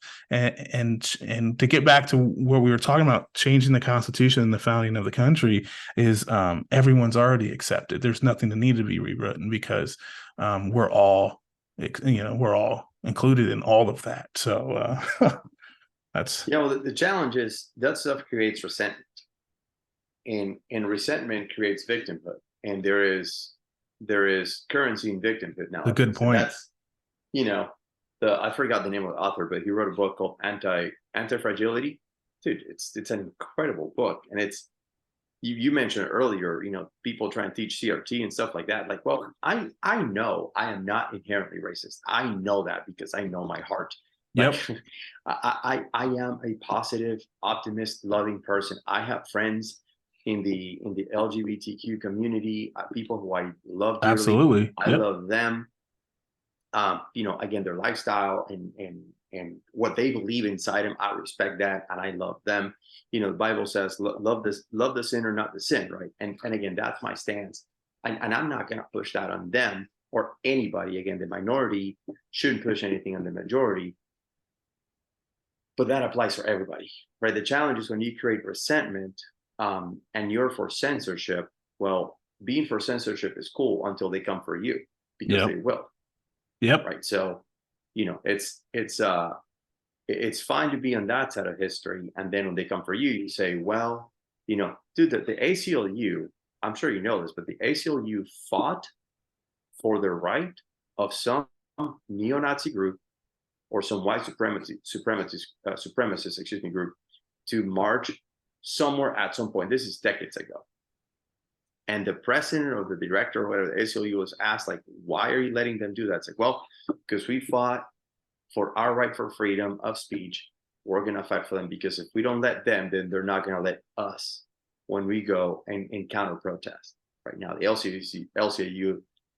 ACLU has turned into some other thing now. American Civil Liberties Union. Yep. Yeah. Yep. Okay. But now it's turned into some like crazy organization that you and I would be probably considered domestic terrorists. Yeah. I know of a guy who's like retired military. He has a survival company, and he is considered a domestic terrorist according to them. So anyway. Yeah. Or the Southern Poverty Law Center, they make everybody a domestic terrorist. Correct. Just for but these are people who fought for everybody's rights. Everybody's right. Yeah. And they're right or wrong. I mean, dude, these people, I cannot tell you. I just saw it this past weekend, this idiot who's I forgot the name, and even if I remember, I wouldn't say it. But these people who are they were in Columbus not too long ago, and they're like American neo-Nazis. I'm like, do you guys not know that there's a war fought about this, and the United States beat the Nazis? Like the fact that you people have Nazi flags and you're Americans, like you're too dumb for me to deal with. Yeah. But you know, they're idiots. They if the Constitution here has been written so that these people have the right to be an idiot, you know, and let them be idiots. And I don't agree with anything that they stand for. But you don't have to follow it. We don't have to watch it, right? Right. You know, bad speech is combated with good speech, not with censorship. Absolutely. And by the way, one thing I will say, because I have kids, that one thing with the minority and accommodating, you know, that all stops when, especially the sexualization of children. That's where, when you have kids, you know, your spidey senses go off. And this whole thing that they're trying to do, man, you know, Tulsi Gabbard, right? The congresswoman for Hawaii. She's a service woman. She actually was the one that destroyed Kamala Harris's run on the primaries. Exposing what Kamala Harris had supported with the putting people in jail and all that. Anyway, she just on Instagram, she just reposted something that the UN had said, something about the minor attracted persons, pedophiles. And the way the article reads, bro, it's kind of hard to follow, but it's basically saying it's okay for underage people to decide to do whatever they want, even with somebody of age. Exactly. No. See, that's where that stops. But so you know who got censored? Tulsi, for reposting that, not the article. Because she commented underneath it saying, like, this doesn't sound right. Right. She got censored. The article is fine. Oh, okay. Okay. So there's no bias behind that. There's no agenda behind that. Yep. Yeah. Those people's pronouns are, you know, pretty simple. It's RIP. That's her pronouns. Not really any of that. But again, dude, it comes rest to, in you know, peace. You know the story of Cain Velasquez, right? The UFC. He was a heavyweight champ. I don't know if he was a champ or anyway. Cain Velasquez, look him up. He discovered that his child, I believe his daughter, had been molested by somebody at the daycare, and he went to the daycare. Now, my dude could have done a million things. He could have killed that guy with his own hands, but he didn't. He went after the guy. They went on the highway, got in a pursuit, shot out the window, hurt the guy's dad. Anyway, dude, Cain went to jail for like a year or months before he was let out on bail. Well, this other dude was home. That's backwards, man. But that's a society that, unfortunately, you know, again, bro, they take a little, like that's the kind of stuff that we got to be watchful for, because it turns into normalizing. First it's neutralizing, then it's normalizing, right? And then it's pushing on our children, all that stuff, and then it's acceptance, and that's scary. They're kids, bro. They're kids. Let kids be kids. Please, I mean, you know, you live majority of your life, and life's hard wherever you're at. We all have challenges, and that's the time in your life when, you know, you should be able to be having fun and not worry about the evils of the world and the problems of the world and stuff like that. So it's very disconcerting, to see that they're pushing that, and then giving children the ability to make decisions for themselves when it comes to LGBTQ subjects. When it's like, dude, they don't even know how to tie their shoe. Like, man, they don't. But and you know, the only thing they know is what's been echoed to them And so now we've echoed a bunch of stuff to them and showed them people dancing around in their school in different apparel.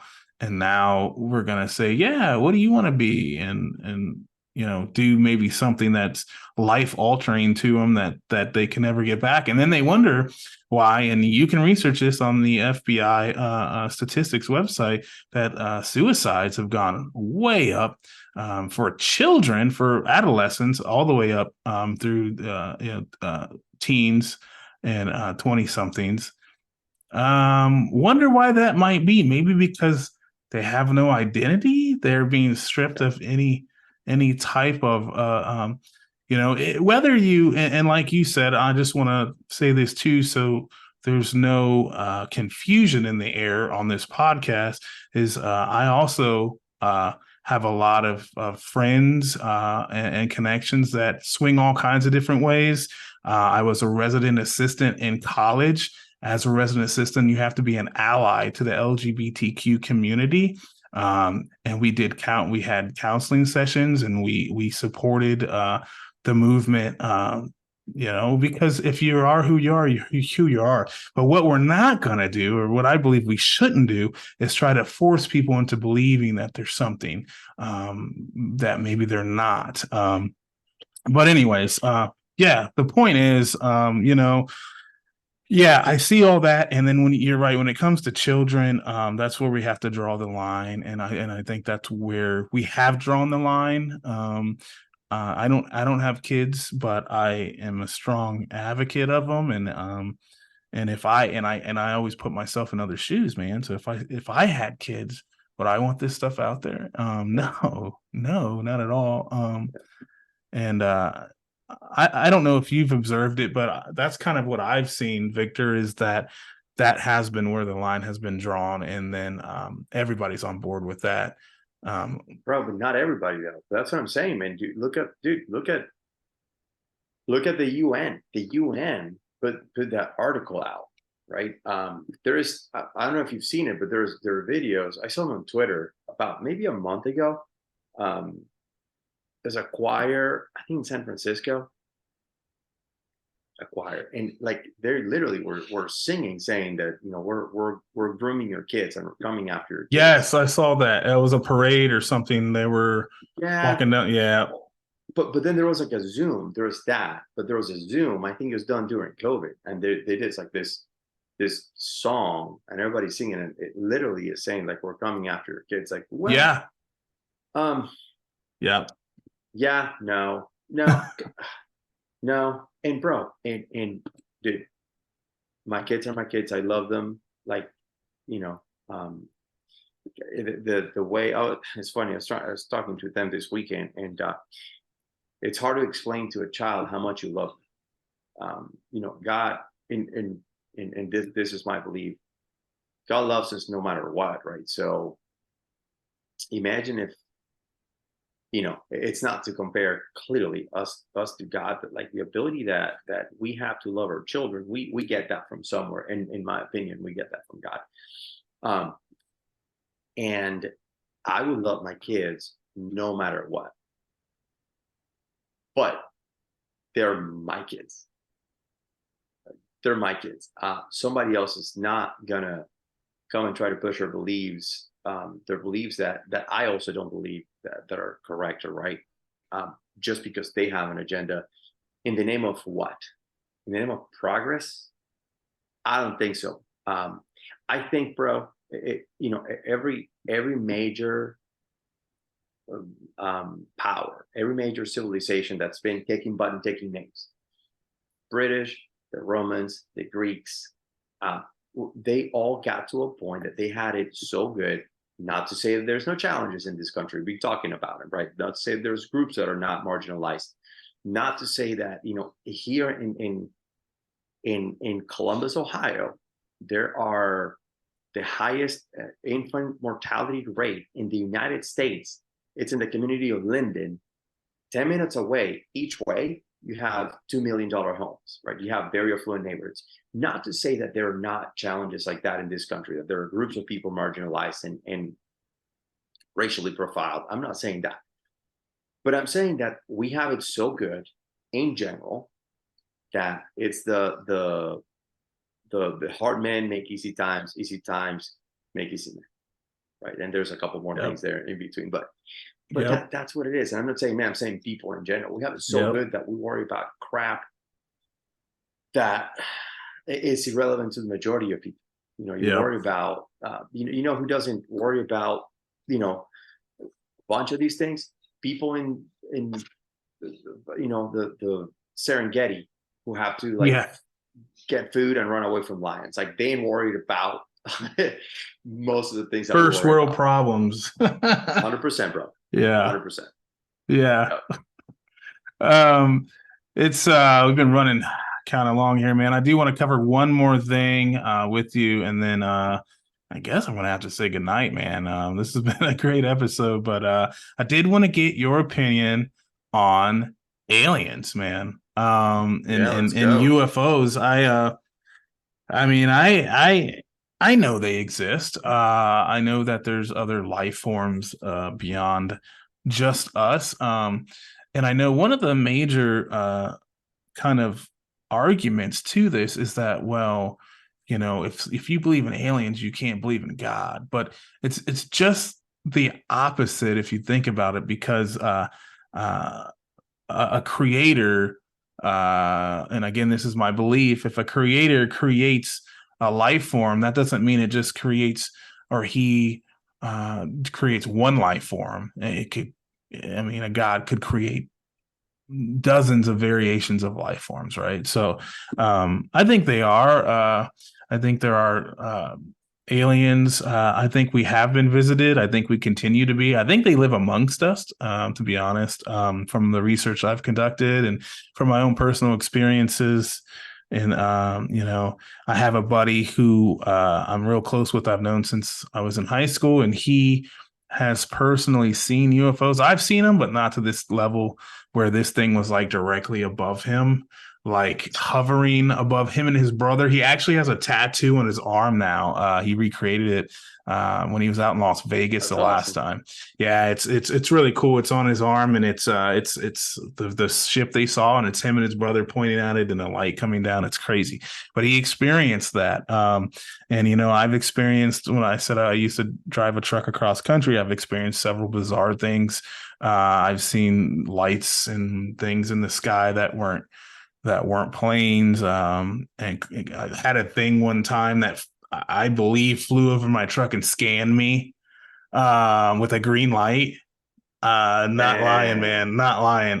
Driving, this thing came over. All of a sudden I saw a green light and then it was gone. I don't know what that was. I don't know if I was abducted for 20 seconds or what. I doubt it. I don't feel like I was. Okay? I know, yeah. I didn't have any butt pain or anything, so I think I'm okay. But yeah, are you allowed to say that in this podcast? Yeah, yeah. Oh man, we're open to everything, man. But yeah, what is your experience, man? How do you feel about that? So personally, I was a kid. I was probably 8 or 9, and went to a summer camp in this place called Merida, which is in the Andes Mountains in Venezuela. And bro, we saw something. I couldn't tell what it was. And now I'm in my 40s, so you know my memory is fuzzy about that. And it's one of those things. I don't know if it's mass hysteria and all of us saw it, but like there were like 30 people in this camp, and we also saw something. We were like outside stargazing and stuff, you know, and you're up in a mountain, like, you know, a few thousand feet above sea level, and you know, no light pollution, no anything. All you're seeing is the sky. And we saw something. I don't know what it was, but just recently, about I want to say a year and a half ago, maybe 2 years ago. So we live out in the country, and so we're kind of near, in between two major Air Force, one major Air Force base, right, Pat, you know, in Dayton, Ohio, and there's another military base on the other side, like maybe 20 miles from us, and we see helicopters. Like yesterday, I was mowing the grass, and I had a freaking, it's not an Apache, I think it was an Apache. Like, bro, it couldn't have been 500 feet above me. Like, it was awesome to see it, like, super close. Wow. And you see Chinook all the time. And so anyway, I see that all the time. But this particular evening, we're driving down, and I have no neighbors for miles. So I'm driving down the driveway, and I'm always pointing out the constellations to my kids because I'm, a nerd. And I have one of my kids in the back of the truck, and it's like, hey, buddy, look. And that's, we're looking southwest. It's like, buddy, look.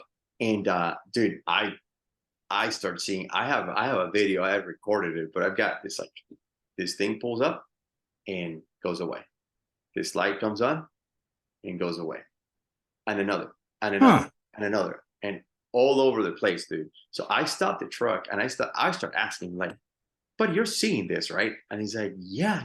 It's like, okay, like, I'm not crazy. Wow. So I love airplanes. I love, aviation. I love military aircraft. Those are not planes. I got the video. That's not planes. It wasn't flares. Yeah. Flares normally leave a streak. Right. They don't just show up and out. Dude, this happened for minutes. I think the video got like a minute and a half. This is in the happening. night sky. You're seeing this? Pitch black. Yeah. Pitch black. It wasn't bugs, right? It wasn't drones. So I've shown the video to a few people. I don't know. Like, I haven't found one person who can explain to me what it is. To me, it was unidentified. It was flying, and it's an object. So you call it what you want to call it. But my wife makes fun of me. She's like, here we go with the UFO. It's like, well, you tell me. And here's what's funny. So I asked the owners of the house where we live now. Excuse me, they were here a couple of decades. And it's like, oh, we used to see stuff all the time. So, dude, like, I don't know. It wasn't flares. So here's what's crazy. I took a video. I posted it in our little town's, like, Facebook group. And somebody's like, oh, that's military exercises. Like, the base is on the other side. And I know they don't practice right above the base. Yeah. But there's no sound, zero sound. Yeah. Close enough to where if those had been flares, you could hear the sound of a jet. Yeah. I had another friend saying that they were doing some exercises, some other stuff. It's like, okay, look at it. And once I looked at it, it's like, yeah, that's not like that. But here's what's crazy. So I posted on my Facebook, on my Twitter, and my Instagram. Dude, I normally get some kind of decent traction and stuff. I used all the hashtags. Right.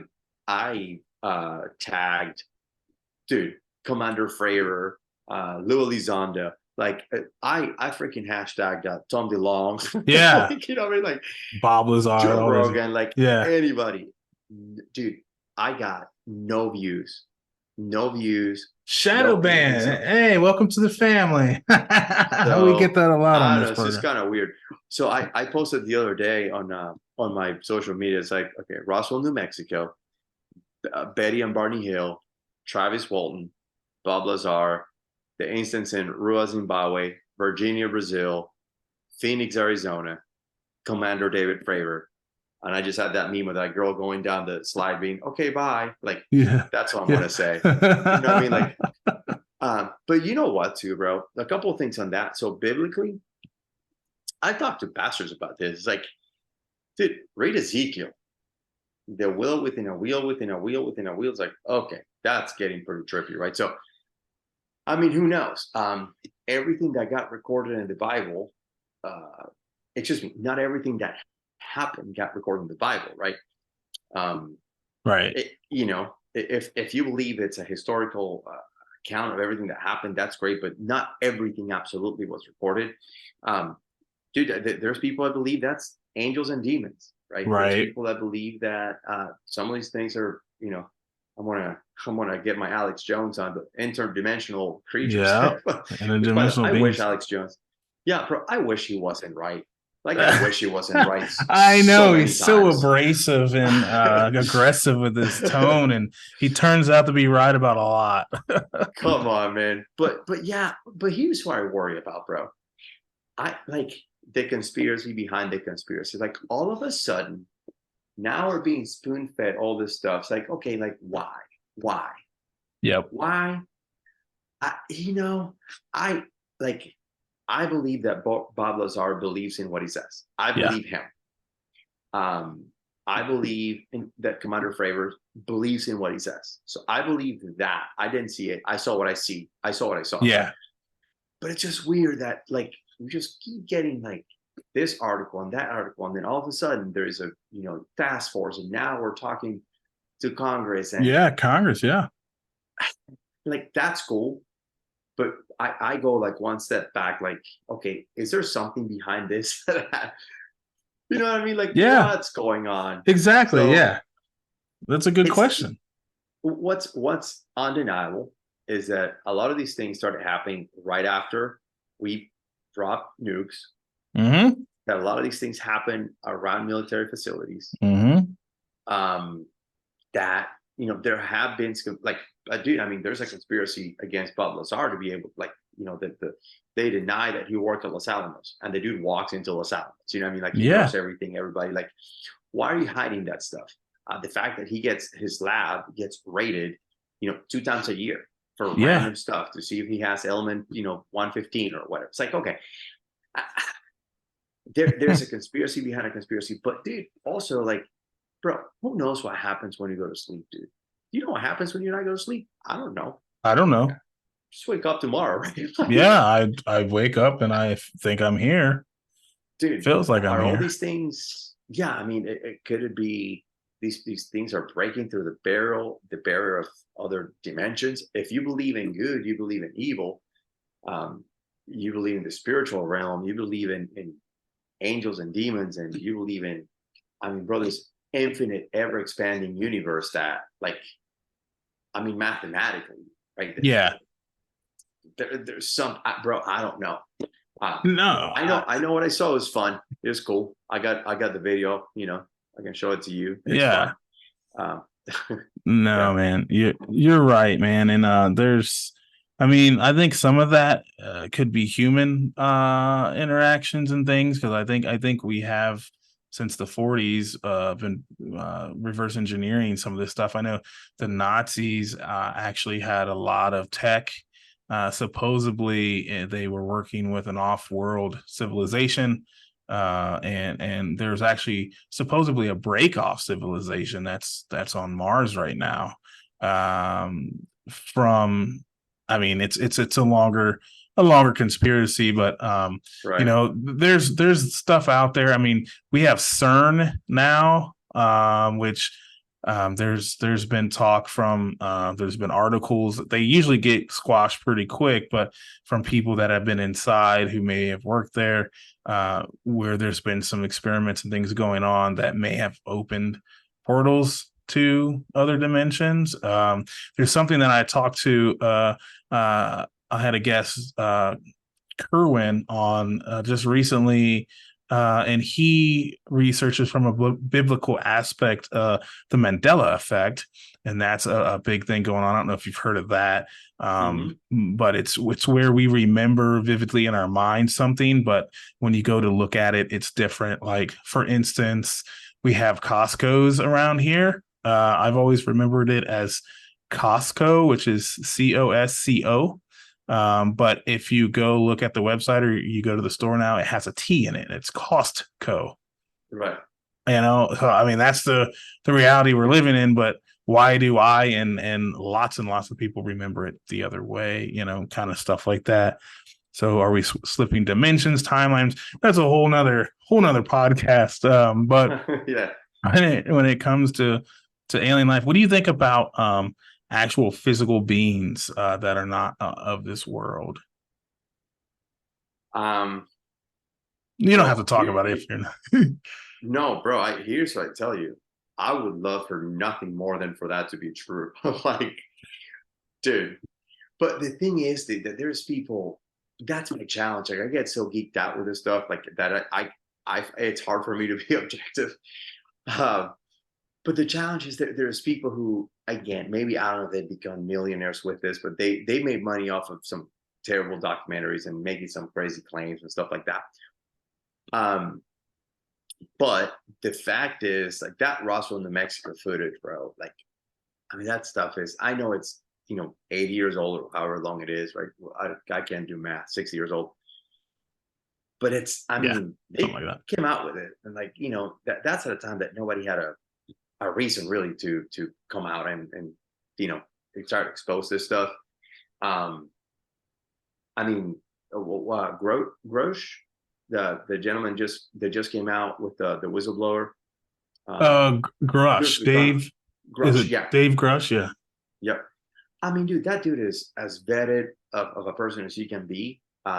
Military intelligence, like war veteran, et cetera, et cetera. But then what they do is they try to go after his character. Well, he had PTSD. It's like, Yeah. well, that's got nothing to do with the fact that he's whistleblowing about this stuff. I understand people got frustrated the fact that, well, he didn't say a bunch of stuff in the hearing. Well, he couldn't because he's being very careful right now because he can't break protocol. He can't break the secrecy.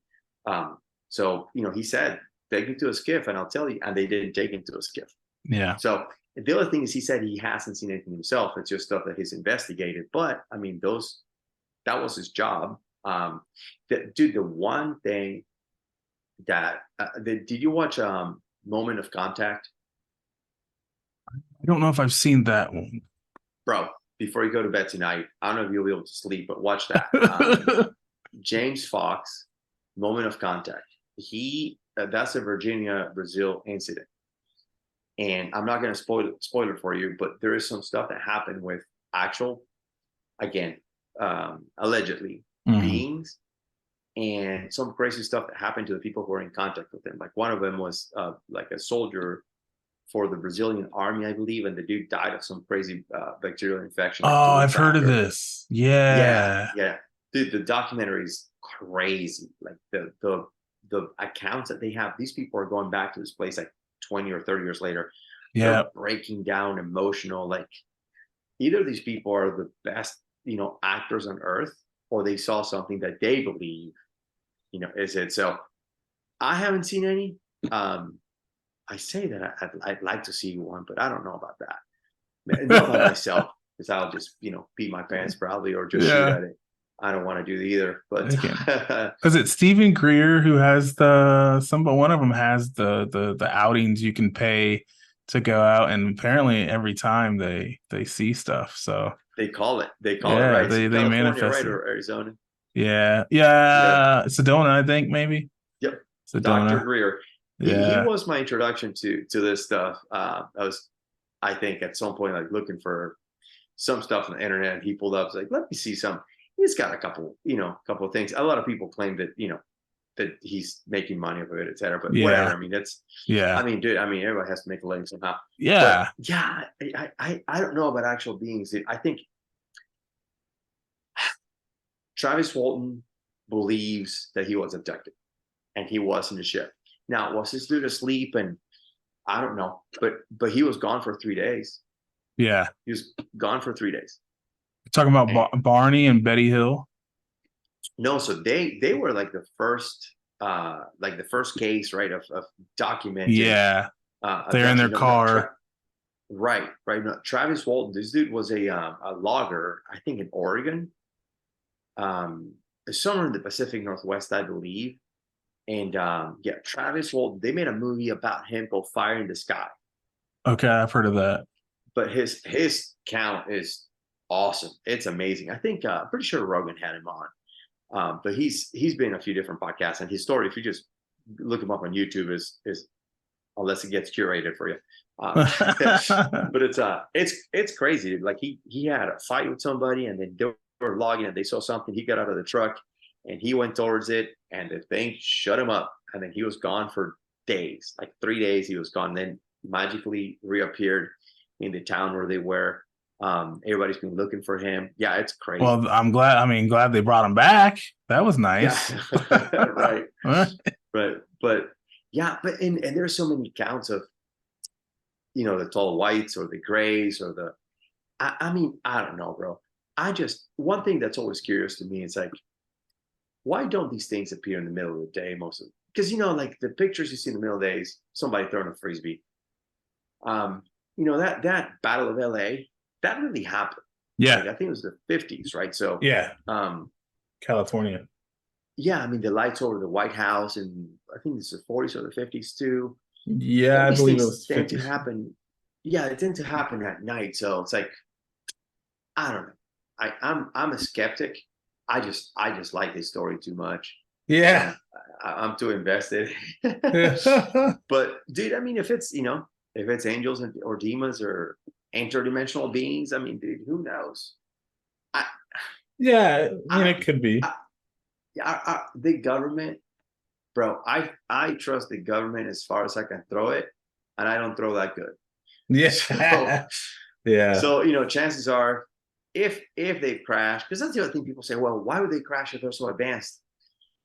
Who knows, right? Maybe an electrical storm. Maybe who knows? Maybe we've shot at it. I mean, who knows? And if they recover some stuff, you bet, you bet they've got it. They got some stuff. Yeah. So if they Yeah. recover it, they're not gonna just we'll just leave it there. Nah. Yeah. So I don't know. What do you think? Um, well, I mean, I think in my opinion that there are I know that Egypt hieroglyphics have shown that beings, they've drawn beings on the wall that didn't look quite human, and things like that, and that tells kind of a story that there were different beings on this planet at one point. Maybe they seeded us here, and if you get scientifically, and I'm not a scientist, but if you get a little scientific about stuff, when it comes to our DNA, there is a gene that I can't remember the exact name of it, but it's been spliced. Um, you can see if you follow the DNA strand and the structure, everything's pristine and it looks good until you come to this one strand, and you can see where it has been split. Something has been removed and has been kind of sewn back together, and that's in all human kind now. So who did that, and what was that? Are we genetically engineered? Were we changed? There's theories that we were humanity was a race that came from another planet, that we were seeded on this planet for slave purposes, and for maybe research purposes. We've evolved, and there's, depending on how far back you go into history, there's theories that we're like the sixth creation, the sixth set of human civilization to walk this planet, that 5 other times before that our entire civilization has been wiped out and then repopulated. Who's doing that? So it just depends. I can go like all kinds of different ways with this. With my beliefs and my mindset is I'm open to things. Yeah. The only thing that I know is for sure is that in my opinion, there are other entities, whether they are dimensional, interdimensional, parallel universes, whatever, that we are connected to something, and whatever we're connected to, there's probably other life forms connected to it. I think it's ignorant to think that we are the only evolved species in the universe, in the cosmos. There's billions and billions of universes. What that means, what they are, I don't know. I've had people on here that say the earth is flat. I have a lot of people that say that we are living in a simulation. So all that, I don't know. The jury's still out on that, but I guess long answer short is I do believe in aliens, but I do not know who they are, what they are, or what they want. Right. Yeah. So Yeah. That simulation theory stuff it's crazy when you think about the possibility and the probability. It's actually it's more probable that it is than it is. It's like, okay, that's I'm true. done here. Like my Yeah. brain just exploded. Yeah. I don't know. Um, hey, I'm gonna go out here and sit on my front porch here and see if I can catch something. I'll get another video and send it to you because who knows? Yeah. Yeah, exactly, man. Yeah, I appreciate you coming on, Victor. This has been a great podcast. I do want to give you the opportunity to say, what is it that you do? I know you said you do a financial services business. How can you help any of the guests that may come onto the program, or anybody that's viewing the podcast tonight? I guess give you your contact information and things like that if you want to. Yeah, bro, I appreciate that. So we do just financial education, just helping people understand how money works in this crazy world that we live in, where markets are, or finance is one of these things that you talk about conspiracy, that they make it seem so difficult that that the regular person doesn't know how to do it. We turn financial education into the simplest terms. And people have the ability, whether you're 18 or 81, whether you have 25 million or $25, it doesn't matter. Like everyone has the ability and the dignity, or should have the dignity, to at least make an effort to not suffer financially, not struggle. So we'll people do things like eliminate debt, save and invest for retirement, protection, everything like that, and work with people who want to work with us. So we have the ability to pretty much help most people, if not everybody. And so I'm on social media, Victor Zancudo. There's two people with that name in the world. One of them doesn't have social media. And so Victor Zancudo, Zancudo means mosquito in Spanish, if people forget, and Victor's Victor. Dude, if I'm happy to get in touch with people, and Instagram, Facebook. I'm not very active on my Twitter, X, whatever it is now, but I post things. I mainly go to Twitter. It's a dumpster fire, so I mainly go there to check, see how bad the fire is today. But Instagram mostly, on Facebook and stuff like that. But yeah, man, you'll see a bald guy with a beard, or sometimes no beard. That's me. Happy to get in touch with people, answer questions, help them out. Man, I left my career as an engineer to help people with their money, to help people do better, and to help people understand that they could also potentially leave their career and go do something that makes a difference. And so I'm always happy to answer questions. I appreciate the opportunity for you to let me mention that. And dude, the opportunity to talk, this was great. It was super fun. Yeah, it was, man. I'm gonna have to have you back. We'll talk again some other time, man. And do you have an email address that we can reach you at? Yes, it's my name, last name, so victor.zancudo@gmail. It's the easiest one to go for. So all right, man. Yeah. Well, I appreciate it, and you'll definitely have to send that video if you go out and catch anything tonight in your skies there, man. So I will, bro. We'll be chatting, man. Thanks so much. Have a good night. Appreciate you, man. You too. For All Aware, I am Nathan Roshan, and you are All Aware. Have a good night.